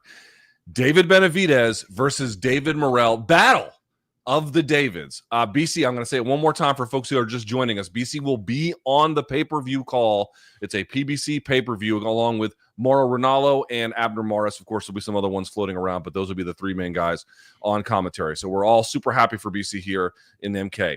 BC, this fight fucking bangs. So let's go piece by piece on this one if we can. And I know MMA fans might be like, all their attention is focused on UFC Saudi Arabia, which I understand, no problem. But they're not competing with each other. Saudi Arabia is going to be in the afternoon, and then the PBC fight will be at night. So you don't even have to like decide which one you want to watch. You can take in both. BC, let's set this up if we can. Who are, to the casual fan, David Benavidez and David Morrell? Explain who they are, and then let's talk about their individual styles. Well, they're the 2 best opponents available for unified super middleweight champion Canelo Alvarez, who didn't want to fight either of them, which is a big reason why these 2 both moved up to 175 and basically have said, F off, Canelo, we're going to do our own thing. Well, look, to get in line to do your own thing at 175, you're certainly looking to face the winner of that undisputed title rematch February 22nd when Benavidez and Bivol meet a second time. Those are the stakes involved in this one. The idea that David Benavidez and David Morrell looked around and said, we're done with 68. We're done chasing Canelo. Let's go to the top here. But the best fight to make to get advancement to the top would be against each other. So those are the stakes, that the winner will be the mandatory opponent for the undisputed title. Huge business. But like we said already, on paper, this is already a can't miss, must-see affair, one of the best fights you can make in boxing. 2 unbeaten fighters at the peak of their physical primes, squaring off against one another. But when you add in the disrespect, the trash talk between each other, throwing belts, what we saw at Thursday's press conference, I'm not just jumping on the pro wrestling, oh my God, they really hate each other thing. That is going to be an injection into this fight of real intensity, because these are 2 absolutely hungry fighters who, despite unbeaten records and despite especially Benavidez having already been in some big fights, this is the toughest test of their respective careers when they look across from each other. There is no question about it. David Benavidez is the Mexican monster. He fights like as mean as anyone in this era. He walks you down over the second half of fights, does things that normally we would say not to do, squares up, stands behind his high guard, gets right in your face, but bears down with pressure, smart combinations, big-time power. And ultimately, although Caleb Plant was able to survive the distance just barely, essentially puts you in a situation where we find out how tough you really are. How bad do you want to be there? But what is the kryptonite to that potentially? I think it's what David Morrell brings to the table. A southpaw from Cuba who moved to Minneapolis and right from the start when he turned pro, matched himself tough, fought for a secondary world title in his 3rd pro fight, has wanted huge smoke, but has had trouble getting those opponents into the ring. So it's the idea of, short of Beterbiev and Bivol and Canelo in that highest level, what is the type of style that could potentially outclass or give Benavidez issues?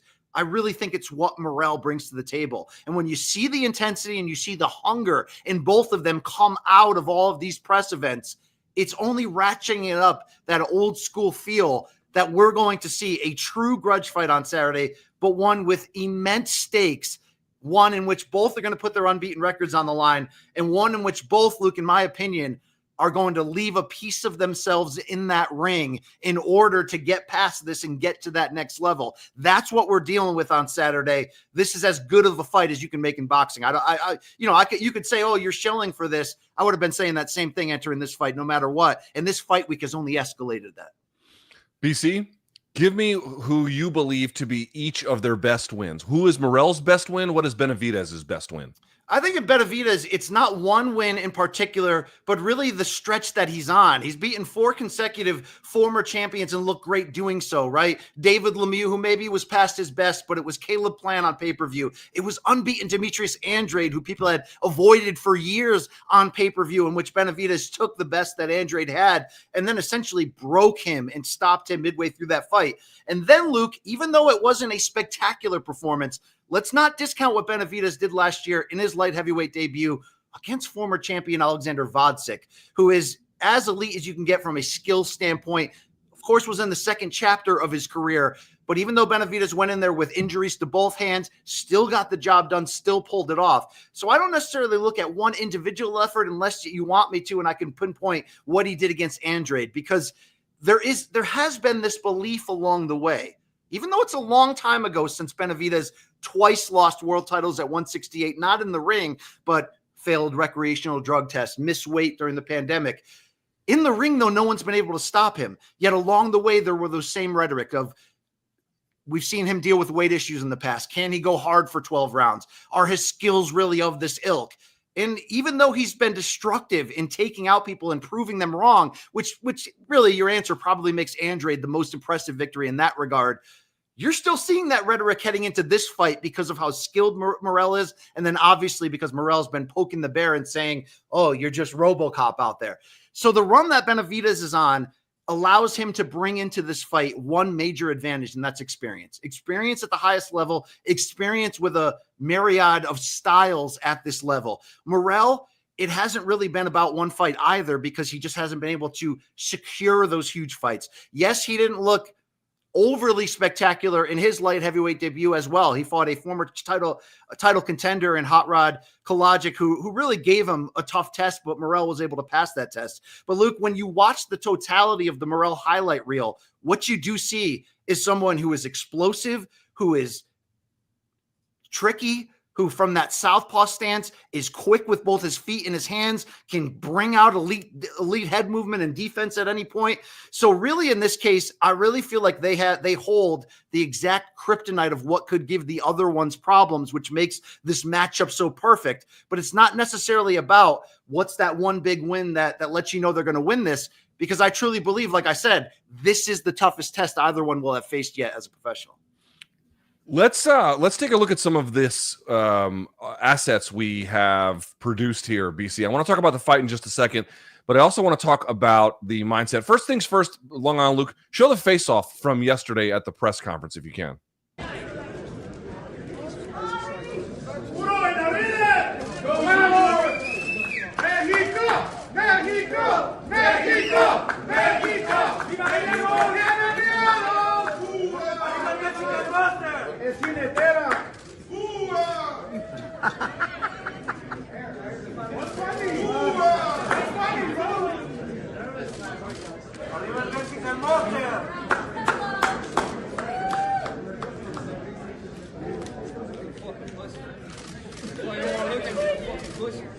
Last year you was talking about, why don't you want to look at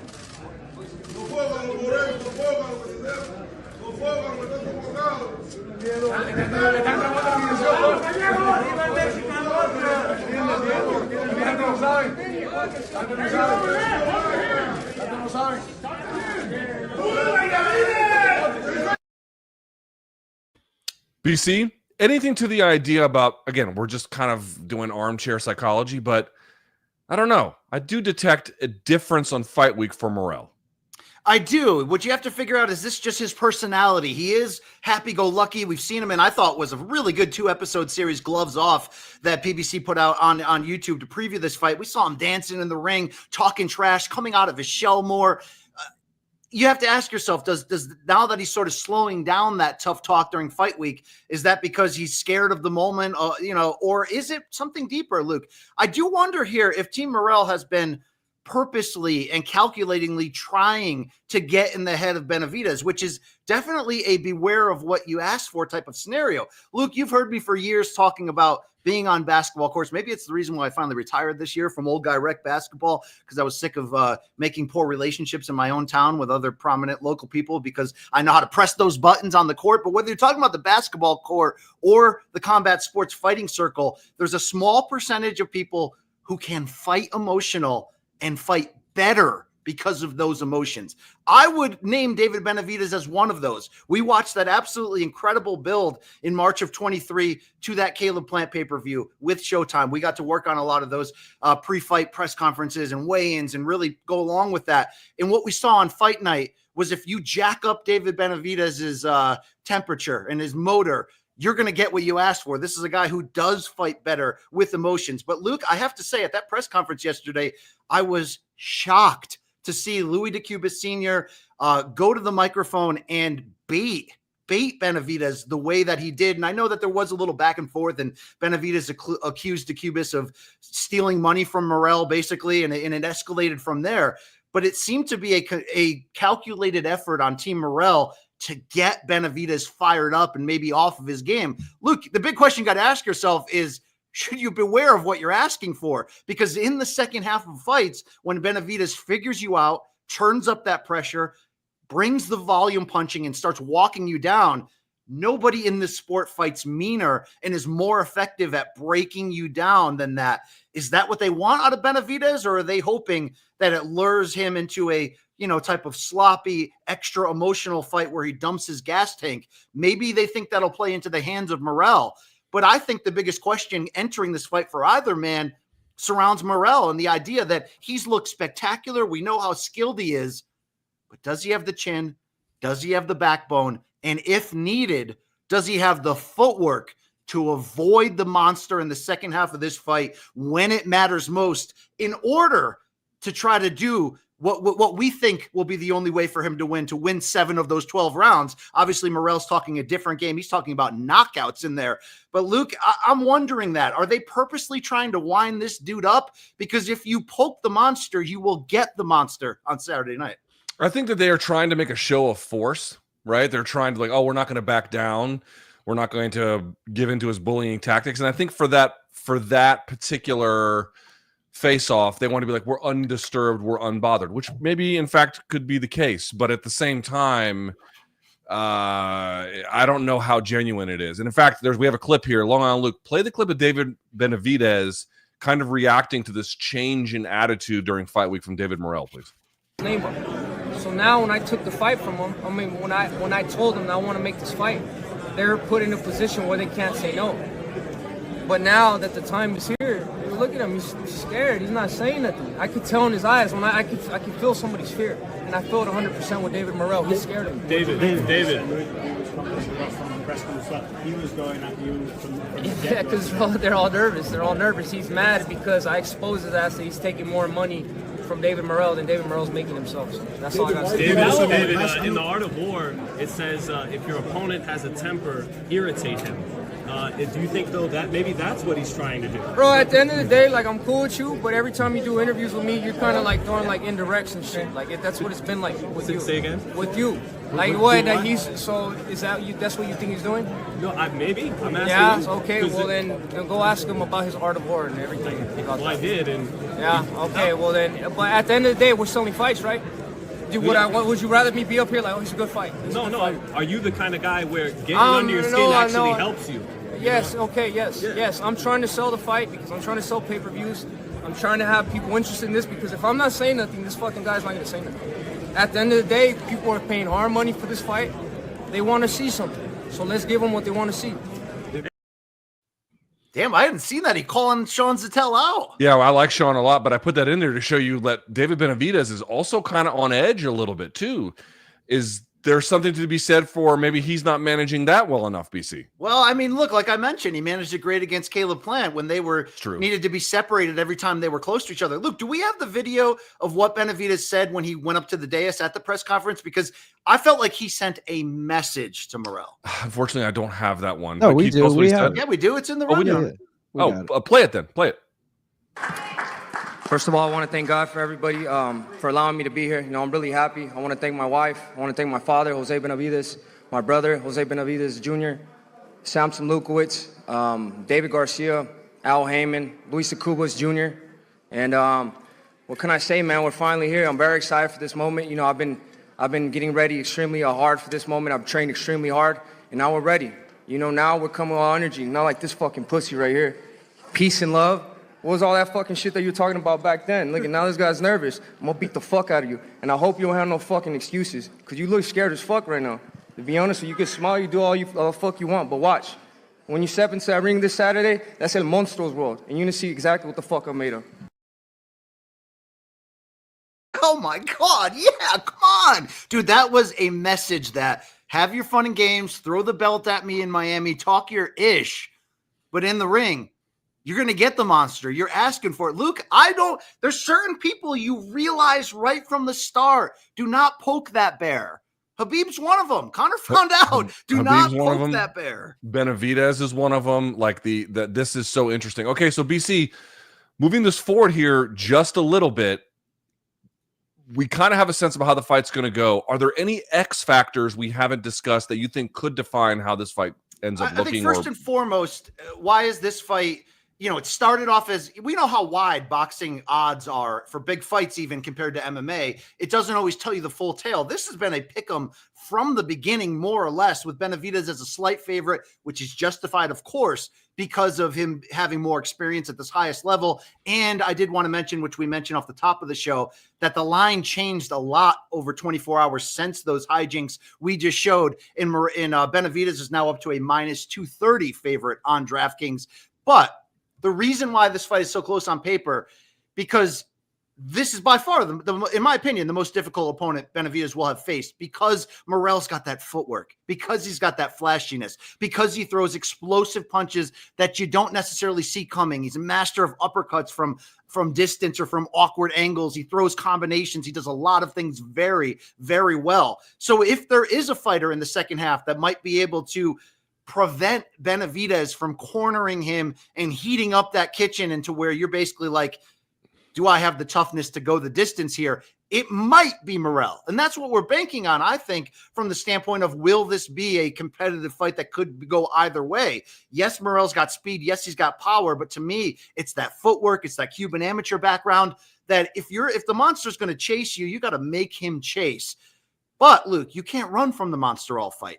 Whether it's early or whether it's mid or whether it's late, Morrell's got to sit down and get his respect. To me, even though I said the biggest question is the second half of the fight, can Morrell stay in that kitchen? Just the same, I have to see something in the first half of this fight where Morrell is able to show Benavidez that he has the power to gain back respect.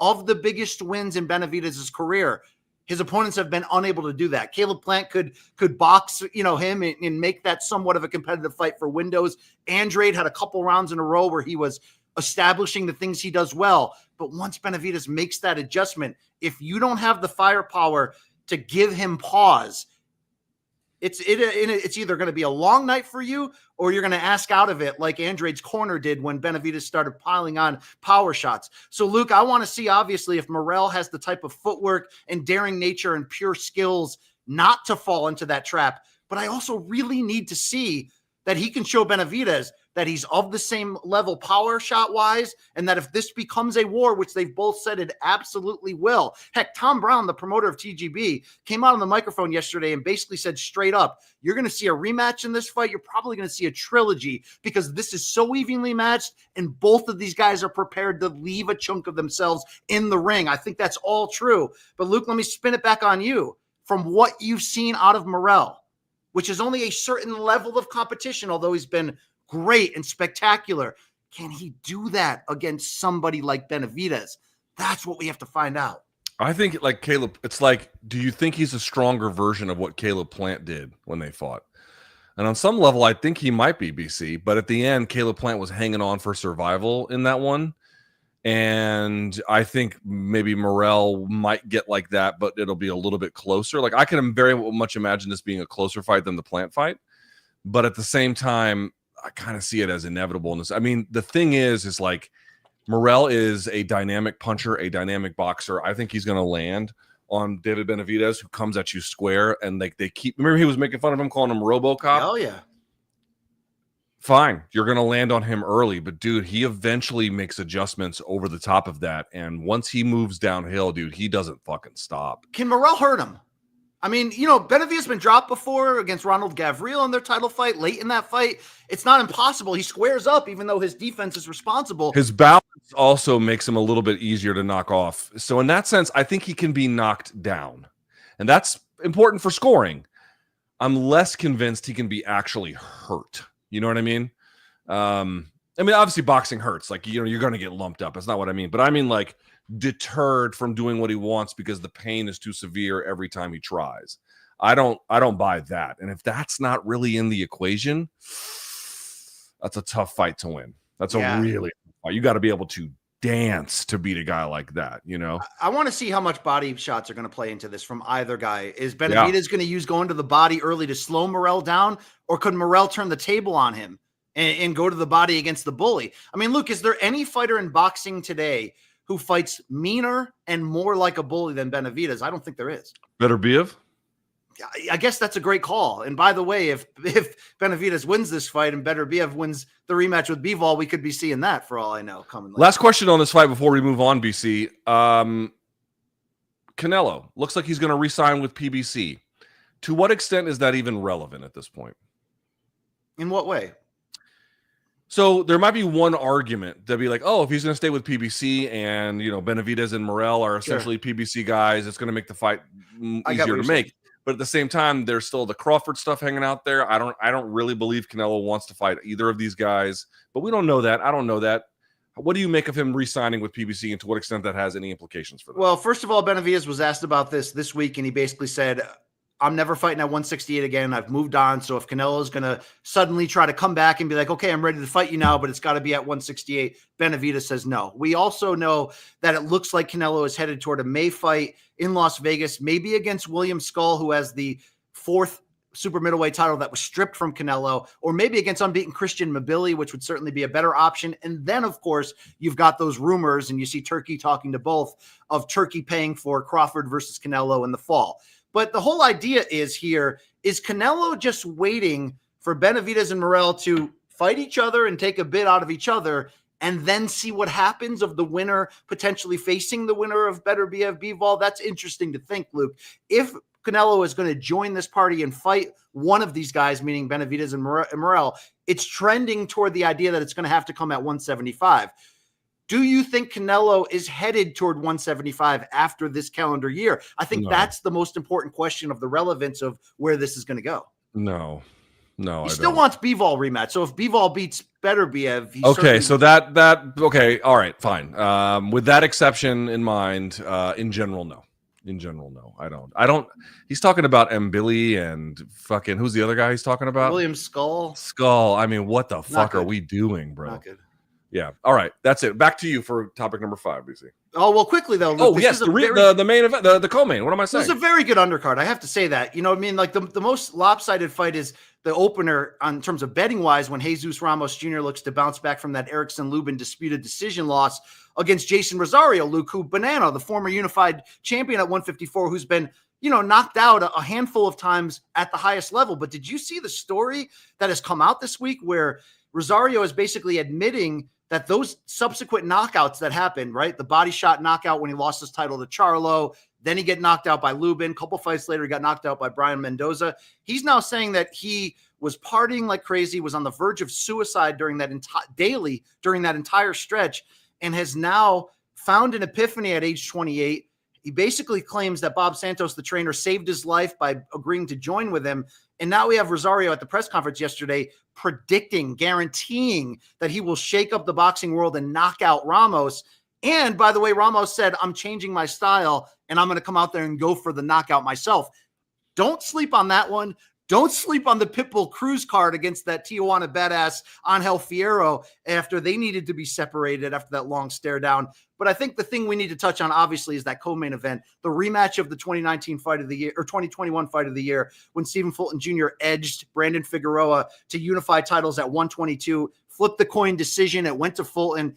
Things have changed since then. Figueroa's 3-0 since moving up to featherweight, including a knockout of the same man in Carlos Castro, who Fulton struggled to beat in his featherweight debut last time out. He had that knockout loss to Inoue. Boxing Twitter seems like they're ready to retire the 31-year-old Fulton. Luke, where is this fight in your eyes, in terms of your pulse check? Is it going to be a redo of that great fight the first time around, or are the suspicions surrounding Fulton enough to lead you to believe it could be trending in the wrong direction? Yeah, I might be trending in the wrong direction. I don't know. I mean, the speculation seems a little weird, but here's the problem. Fulton was riding high until he fights Inoue. Inoue, we've all seen it blasted him the fuck into outer space. But okay, Inoue is one of the very best guys, if not the best guy in the sport. No harm, no foul. You went in to fight him on his territory. It didn't go. All right, fine.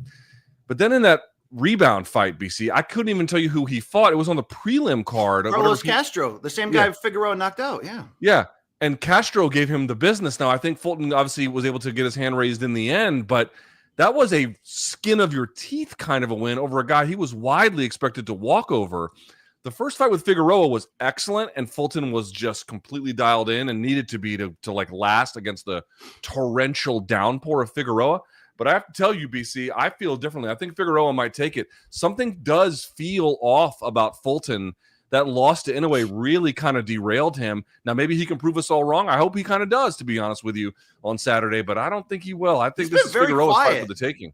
Yeah, I saw Fulton at the press conference yesterday. He was very quiet and reserved. He did, by the way, add Boots Ennis' father, Bozy, to his camp, and really feels like that's taking him to a new level. So we'll see the results of that. But Luke, Figueroa, a very small betting favorite on DraftKings right now, minus 185, plus 150 is Fulton. But I encourage everybody to listen to what Figueroa said at the press conference yesterday. This guy is dialed in. He said, my goal is to be one of the all-time greats in boxing. I'm just coming into my own at featherweight. He expects a huge performance on Saturday, and I'm seeing a lot of people liking the idea of Figueroa by knockout in this one. Referendum time for Cool Boy Steph, Luke. I hope that he's able to stand up and show who he is and that we get another classic here. But interesting storyline surrounding that co-main event for sure. There you go. Let's go to topic number 5, and interesting stuff here. So the Paul brothers, tried to fool the Combat Sports media cycle earlier this week to tease an upcoming boxing match on the Max app, which really just turned into be a commercial for their new reality show, Paul American. But Jake Paul made some comments about MMA that are interesting. Let's go to the videotape here of Jake Paul, I believe with Ak and Barack on their new podcast, which, by the way, was picked up by All the Smoke Fight. Shout out to them for joining the team. Always been big Barack and Ak fans right there. Let's hear from Jake Paul. MMA is not what it was. That's the truth of the matter. Boxing is bigger than ever. I agree. The biggest sporting event of the year in 2024 was boxing, whereas MMA is becoming a shittier version of boxing, essentially. It's kickboxing because everyone is getting good takedown defense, and everyone's a black belt in jiu-jitsu. So there's no more submissions, really. Right. There's not a lot of takedowns, and even if there is, it's fucking boring, but everyone's good at takedown defense. Right. So it's literally kickboxing. Guess who the biggest star of the sport is in MMA? Alex Pereira, who's a kickboxer because he's knocking everyone out, blah, blah, blah. And more entertaining. And he's the best one because no one can take him down, no one can submit him, so he's just knocking everybody out. But the UFC has less significant strikes per round, and that's with 5-minute rounds. So boxing is going to stand the test of time because it has. It's been, since the 1500s. So 600 years of boxing. I don't think MMA, I'm not long MMA because it's becoming boxing. Luke, what do you think? There's some things that he's not far off on, and there's some things that make no sense in that rant. How do you rate that? I mean, he is right that the biggest sporting event, well, the Super Bowl was still bigger than Paul versus Tyson, but okay, it was obviously Paul versus Tyson was a huge cultural event. There's certainly no denying it. It was also a gigantic bust in certain ways, not promotionally in terms of what it was able to result for Netflix. I think they're very happy with it, but like just what kind of fight was it? It was maybe the worst fight you've ever seen. Like it's up there, right? In terms of like hyped main events that have captured the public's consciousness, it's arguably the worst fight ever.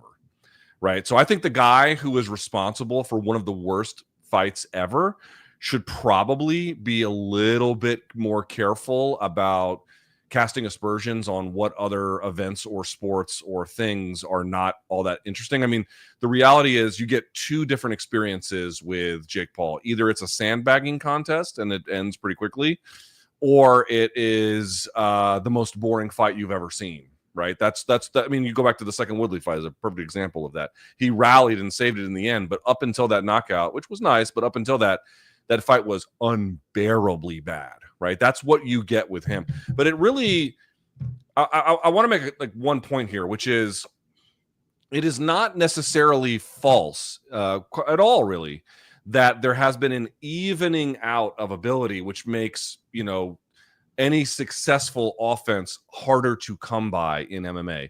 Takedown defense has gotten better. Striking defense has gotten better. Overall defensive awareness has gotten better.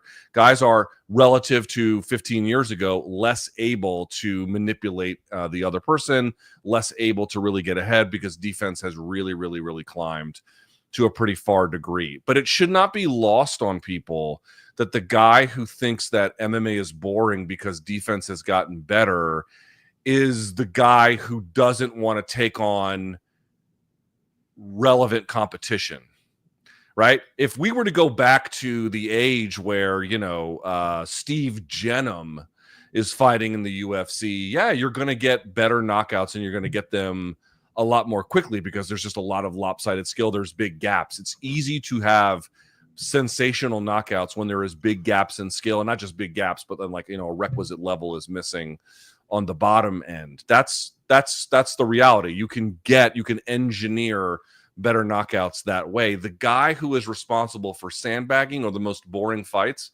because in either case he's really incapable of taking on the best and most relevant competition that is available to even his level. This is a completely empty, hollow charge. I'm not disputing that there is some truth to the idea that the skill levels have evened out to a degree and that can make the action a little bit harder to come by. That's not false, but you don't get to be the flag bearer of that criticism when your entire career is predicated on making sure that the reasons why those fights are boring are in his mind anyway, is because of relevant competition fighting relevant competition. And he has assiduously avoided that from day one. Okay, a lot of what you say is true, but to counter slightly, I will say the Nate Diaz and Anderson Silva fights were competitive and decently entertaining. But I will say that I think Jake's fighting the wrong argument with the wrong points here. Like, first of all, isn't he an ambassador for PFL and is supposedly getting ready to make his MMA debut? That'll obviously never happen, it seems. That's number one. And number two, I feel like this is really just a battle against Dana White, whether it's rooted in the developments of Dana reportedly being the stopgap and McGregor not being able to box either Paul brother for that billionaire Indian family that wanted to make the spectacle or not. I think really the argument he should have made wasn't against MMA per se, but was against the reality of where Dana White's UFC is at the moment in this Endeavor TKO Global era, where they are constantly trying everything to take as much money out of their own product that they're inevitably weakening it and watering it down at every turn. That probably should have been the better argument against that than to just try to go into a very generic, well, yeah, because a takedown defense is not as exciting as it used to be. Really, I mean, am I right, Luke, or am I wrong? It seems like this is really just ranted against Dana and not the sport of MMA in general. I think that's a very fair point to make. And, it's just really weird to be like, guys have gotten good at takedown defense. I'm like, that's sort of the point. You know what I mean? Yeah. Sort of the point that it's hard to do things to guys who are really good at it. You have to be special at it. And again, there can be an argument to be made. Are we recruiting enough of the high level guys? We've talked about the decline of 205. Are we recruiting enough of the high level guys, whatever the weight class may be, to make sure that the next generation can really up the ante and get over this hump? And by the way, in any sport, there are going to be periods where, you know, there's like a technical leveling out, and then there's a boost and a technical leveling out, and we might be in a leveling out period.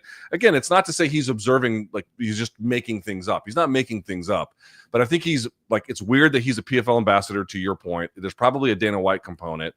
It's very, very weird that you're coming off of a performance that was so fucking bad. People are like, I don't want anything to do with this again. And then you're worried about other sports are being boring, and then it's boring for reasons that these guys are fighting tough competition. Like, yeah, it's fucking hard to fight tough competition. And I think the last thing I'd say is he's like, you know, boxing is as good as it's ever been. Buddy, you couldn't be more wrong about that. 2023 was an amazing year, and 2024 was hardly a bad year. But there are troubling signs about what is happening when, I mean, dude, I want you to think about something. There is a local media company that I think airs both the Nats and the Orioles. They're called MASN, Mid-Atlantic Sports Network. They've got 3 million subscribers, and they just show the Nats and the Orioles. DAZN in the United States has less than 1 million, right? And everything is moving there. There's hardly anything on network television. Boxing is slowly becoming invisible in the United States market, which cannot be good for boxing generally, and certainly is quite bad for it here. And he's sitting there talking about how, and I like DAZN. I use DAZN. I'm not bagging on it. I'm just saying, what have they, like, where are they as a market entity, and is this enough to carry the sport? It's not a criticism more than just we're asking questions about what it's meaningfully doing. And if MASN, which just shows 2 football or 2 baseball clubs, is at 3 million, dude, like, this is a little bit of trouble. Like, to just sit here and declare victory about where boxing is while Saudi is draining everything and there's nothing happening on network television in the United States, that seems awfully arrogant. It's awfully arrogant, like you said, to make that comparison when you're coming off an obvious bait and switch that was the Tyson fight, in which you teased that you're presenting a fight and it wasn't. And it's the same week that you bait and switched this reality show, tricking people to believe that you're going to be boxing your brother next in another spectacle. So, it's check the messenger, check the, the deliverer of that message here. But is the message overall accurate to some degree? Yes. I just think he's arguing the wrong argument at the wrong. I mean, whatever. It's Jake Paul, Luke, whatever. Right. Yeah. I mean, well, let me just say this. It sounds like I hate Jake Paul, and I really don't. Right. Because I know, like, the head of BKFC was like, oh, he hates BKFC. It's like, I actually think BKFC as a business is a really interesting thing. It's just that you guys explicitly, and there's a video on my TikTok page, you can see it, explicitly lied about Francis. They employ people who have ties to neo-Nazis, and a guy fucking died in their promotion. Like, yeah, you're going to get criticism for that. I'm sorry. Like, do fucking better. You know what I mean? Like, what do you want me to say? But it's like the same thing I say about Jake Paul. Like, I don't like his fights that much. Again, to your point, some are better than others. But I do respect his hustle. I do respect, like, what he has built for himself, because none of it is accidental. Same thing with BKFC. Like, their success, to the extent you can measure it, is not accidental. And I understand that, and I fully respect it. But, like, it just blows my mind that someone can turn in an absolute disaster of a performance like that and then have the balls to say boxing is A, doing great when, like, there's real questions about its health, and then B, MMA is bad because ranked difficult guys have to fight ranked difficult guys. Yeah, dude, it's tough. It's tough. That's how that goes. Yeah. Yeah. He should fight a ranked. I don't know why he's not trying to get Tommy Fury off the couch to get that rematch done, to shut up anybody who's like, hey, you fought a real boxer once and he wasn't even real and you lost. Like, shouldn't that be his next focus? Go take care of that loss on the record, Luke. Yes. Not like, I mean, do we really care? Hey, let's keep the show going. That's our 5 topics for the week. Thank you very much. We close the show with 2 fan-inspired segments. And the way to reach us, a reminder, of course, is morningkombat@gmail.com. Tell Mikey we said hi. Do not show him your privates. The first segment is our opportunity to stand on trial. If we've said something wrong this week, you got to be bold. You got to have timestamps, and you better bring it. This one's called Dead Wrong. Dead Wrong. Wow, a little more wrinkles added onto that. You notice? They had that one last week. I don't think they had the voice, did they?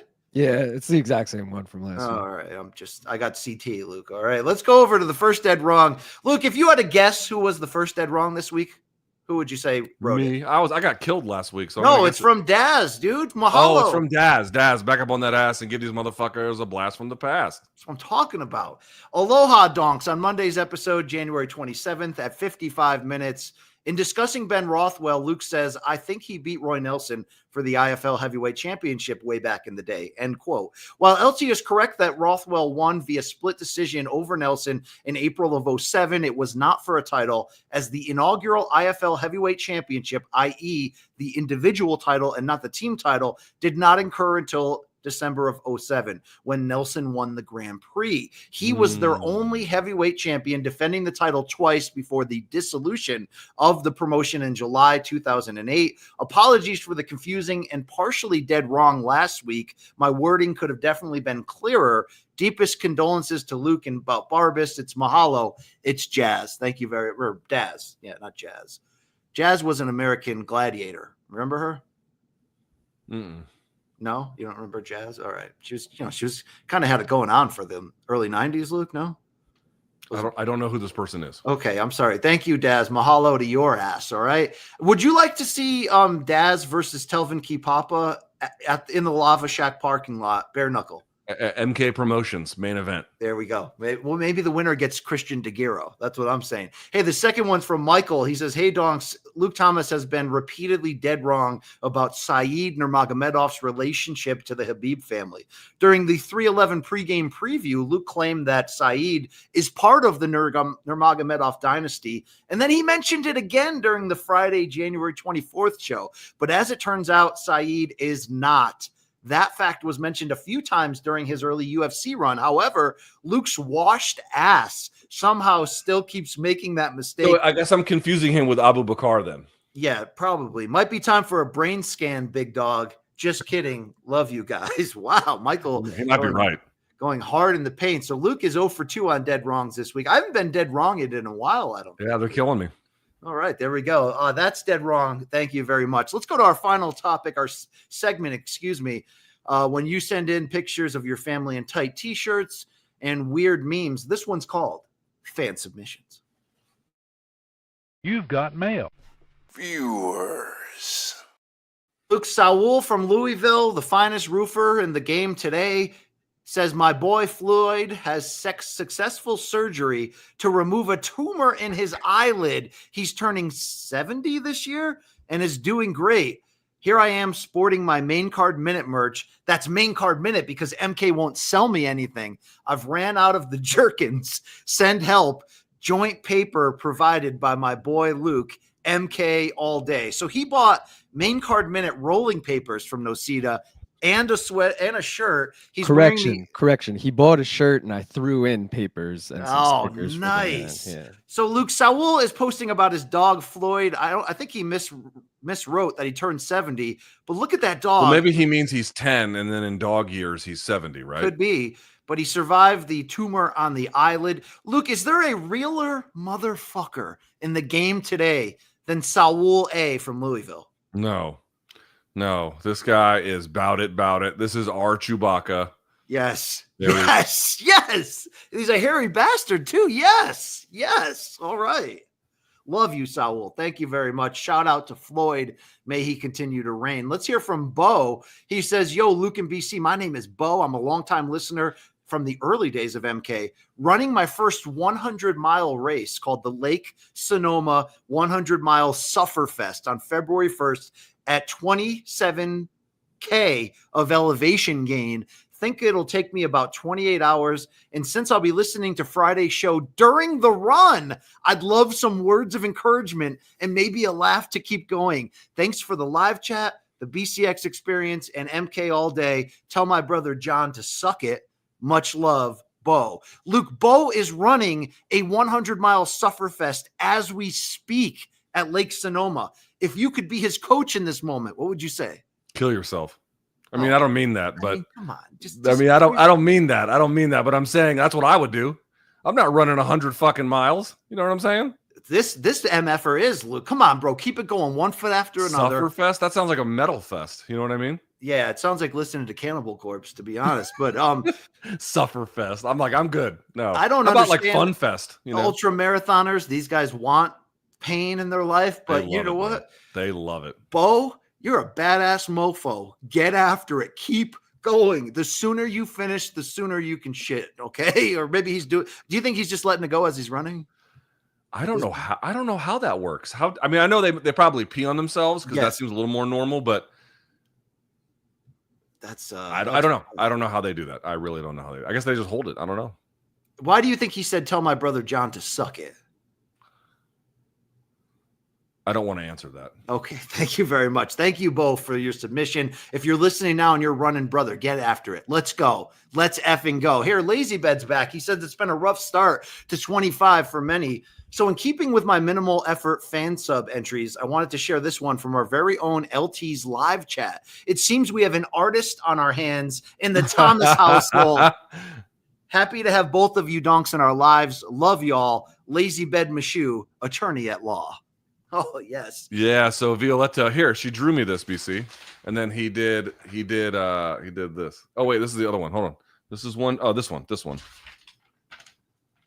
Is that a clown or is that you? I don't think it's a clown. I think it was supposed to be a woman with makeup, but you know, she went a little ham. Okay. I mean, you know, I will say her color palette is very similar to my own artistry, you know? Someone said who would have an art exhibit first, Violetta or BC? And I actually said BC. Oh, thank you very much. I do appreciate that. Thank you, Lazy Bed, for your lazy submission. What do you think about Lazy Bed calling himself Lazy Bed Mashu, attorney at law? I like it. Yeah, Better Call Y'all needs to be insulted more. All right, we got one more from Lazy Bed. He says, well, it seems my social media algorithms have me confused with a couple other middle-aged hat enthusiasts. Wait, who's that in the ad? Our very own Big Beige Brian Campbell seems to have found his dream hat and dream job.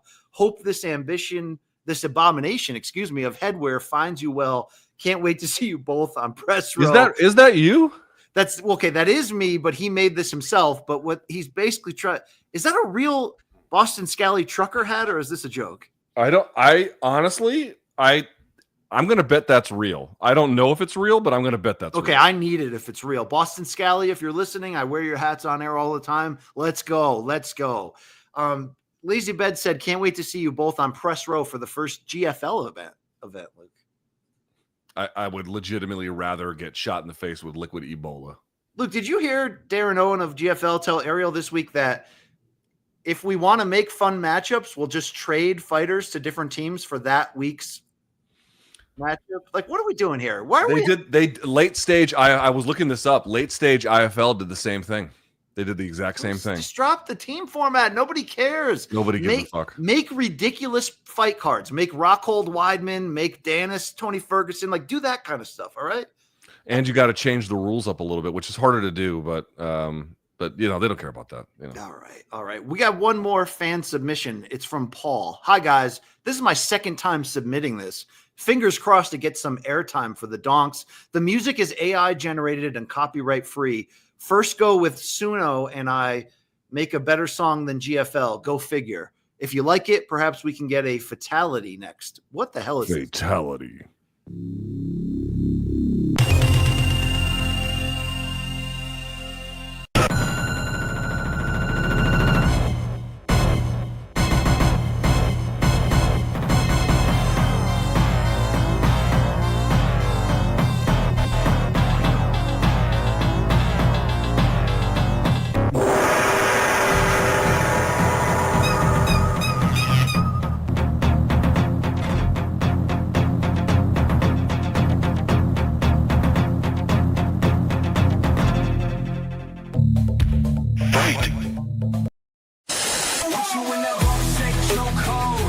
BC, are we banging? Let's bang, Tui.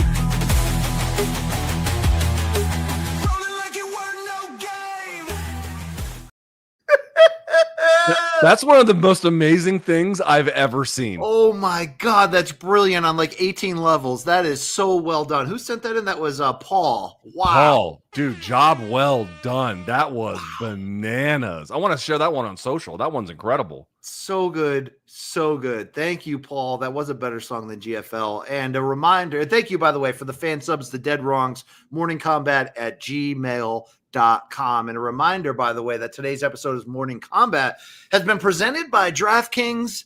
DraftKings, the crown is yours. Luke, quick true story time. Last night at the Las Vegas Harry Reid Airport, you know, when you land, you go down the escalator, you get on that tram that takes you to baggage. And it's like the blue tram or the red tram, right? Yes. Guess who was standing next to me on the blue tram, and guess what type of shoes he was wearing? Okay, hang on. Give me a hint. I'm going to imagine that he eats private parts like Tyron Woodley. I don't know. What the fuck are we talking about? Joey Chestnut.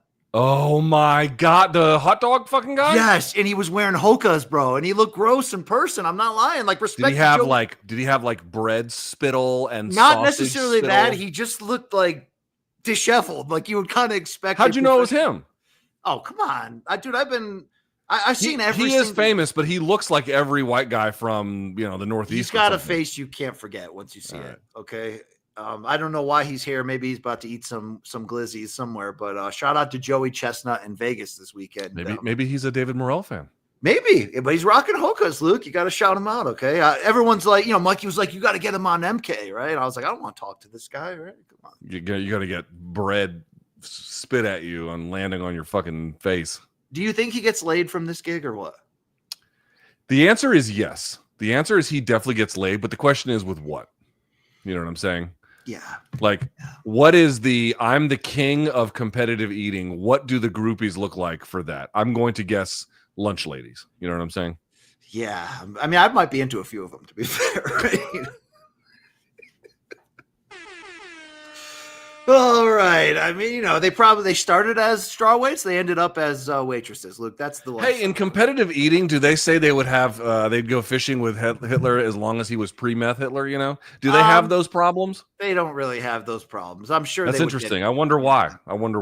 We come full circle. Hey, this MK episode is over, but thank you very much for watching.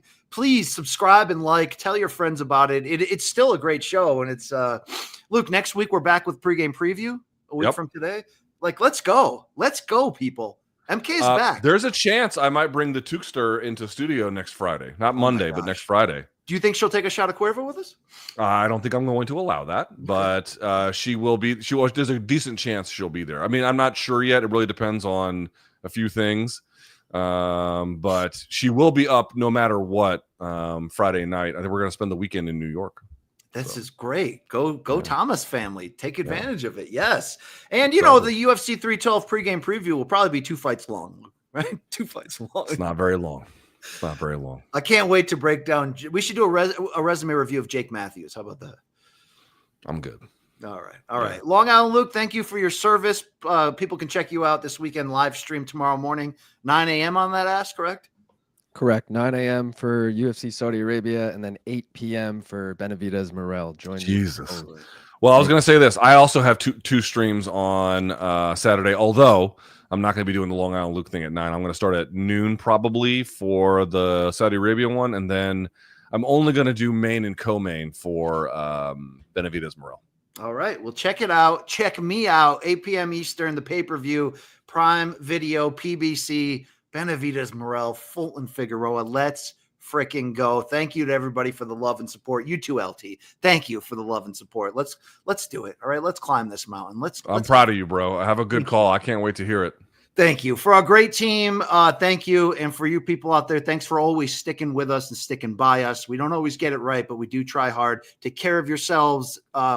It's okay to sit while you wipe. It's what most people do. You know what I mean? It's like I encourage you to keep doing that. And that's LT on BC. And we're out of here. Thank you very much. Have a great weekend. Yeah. All right. Indeed.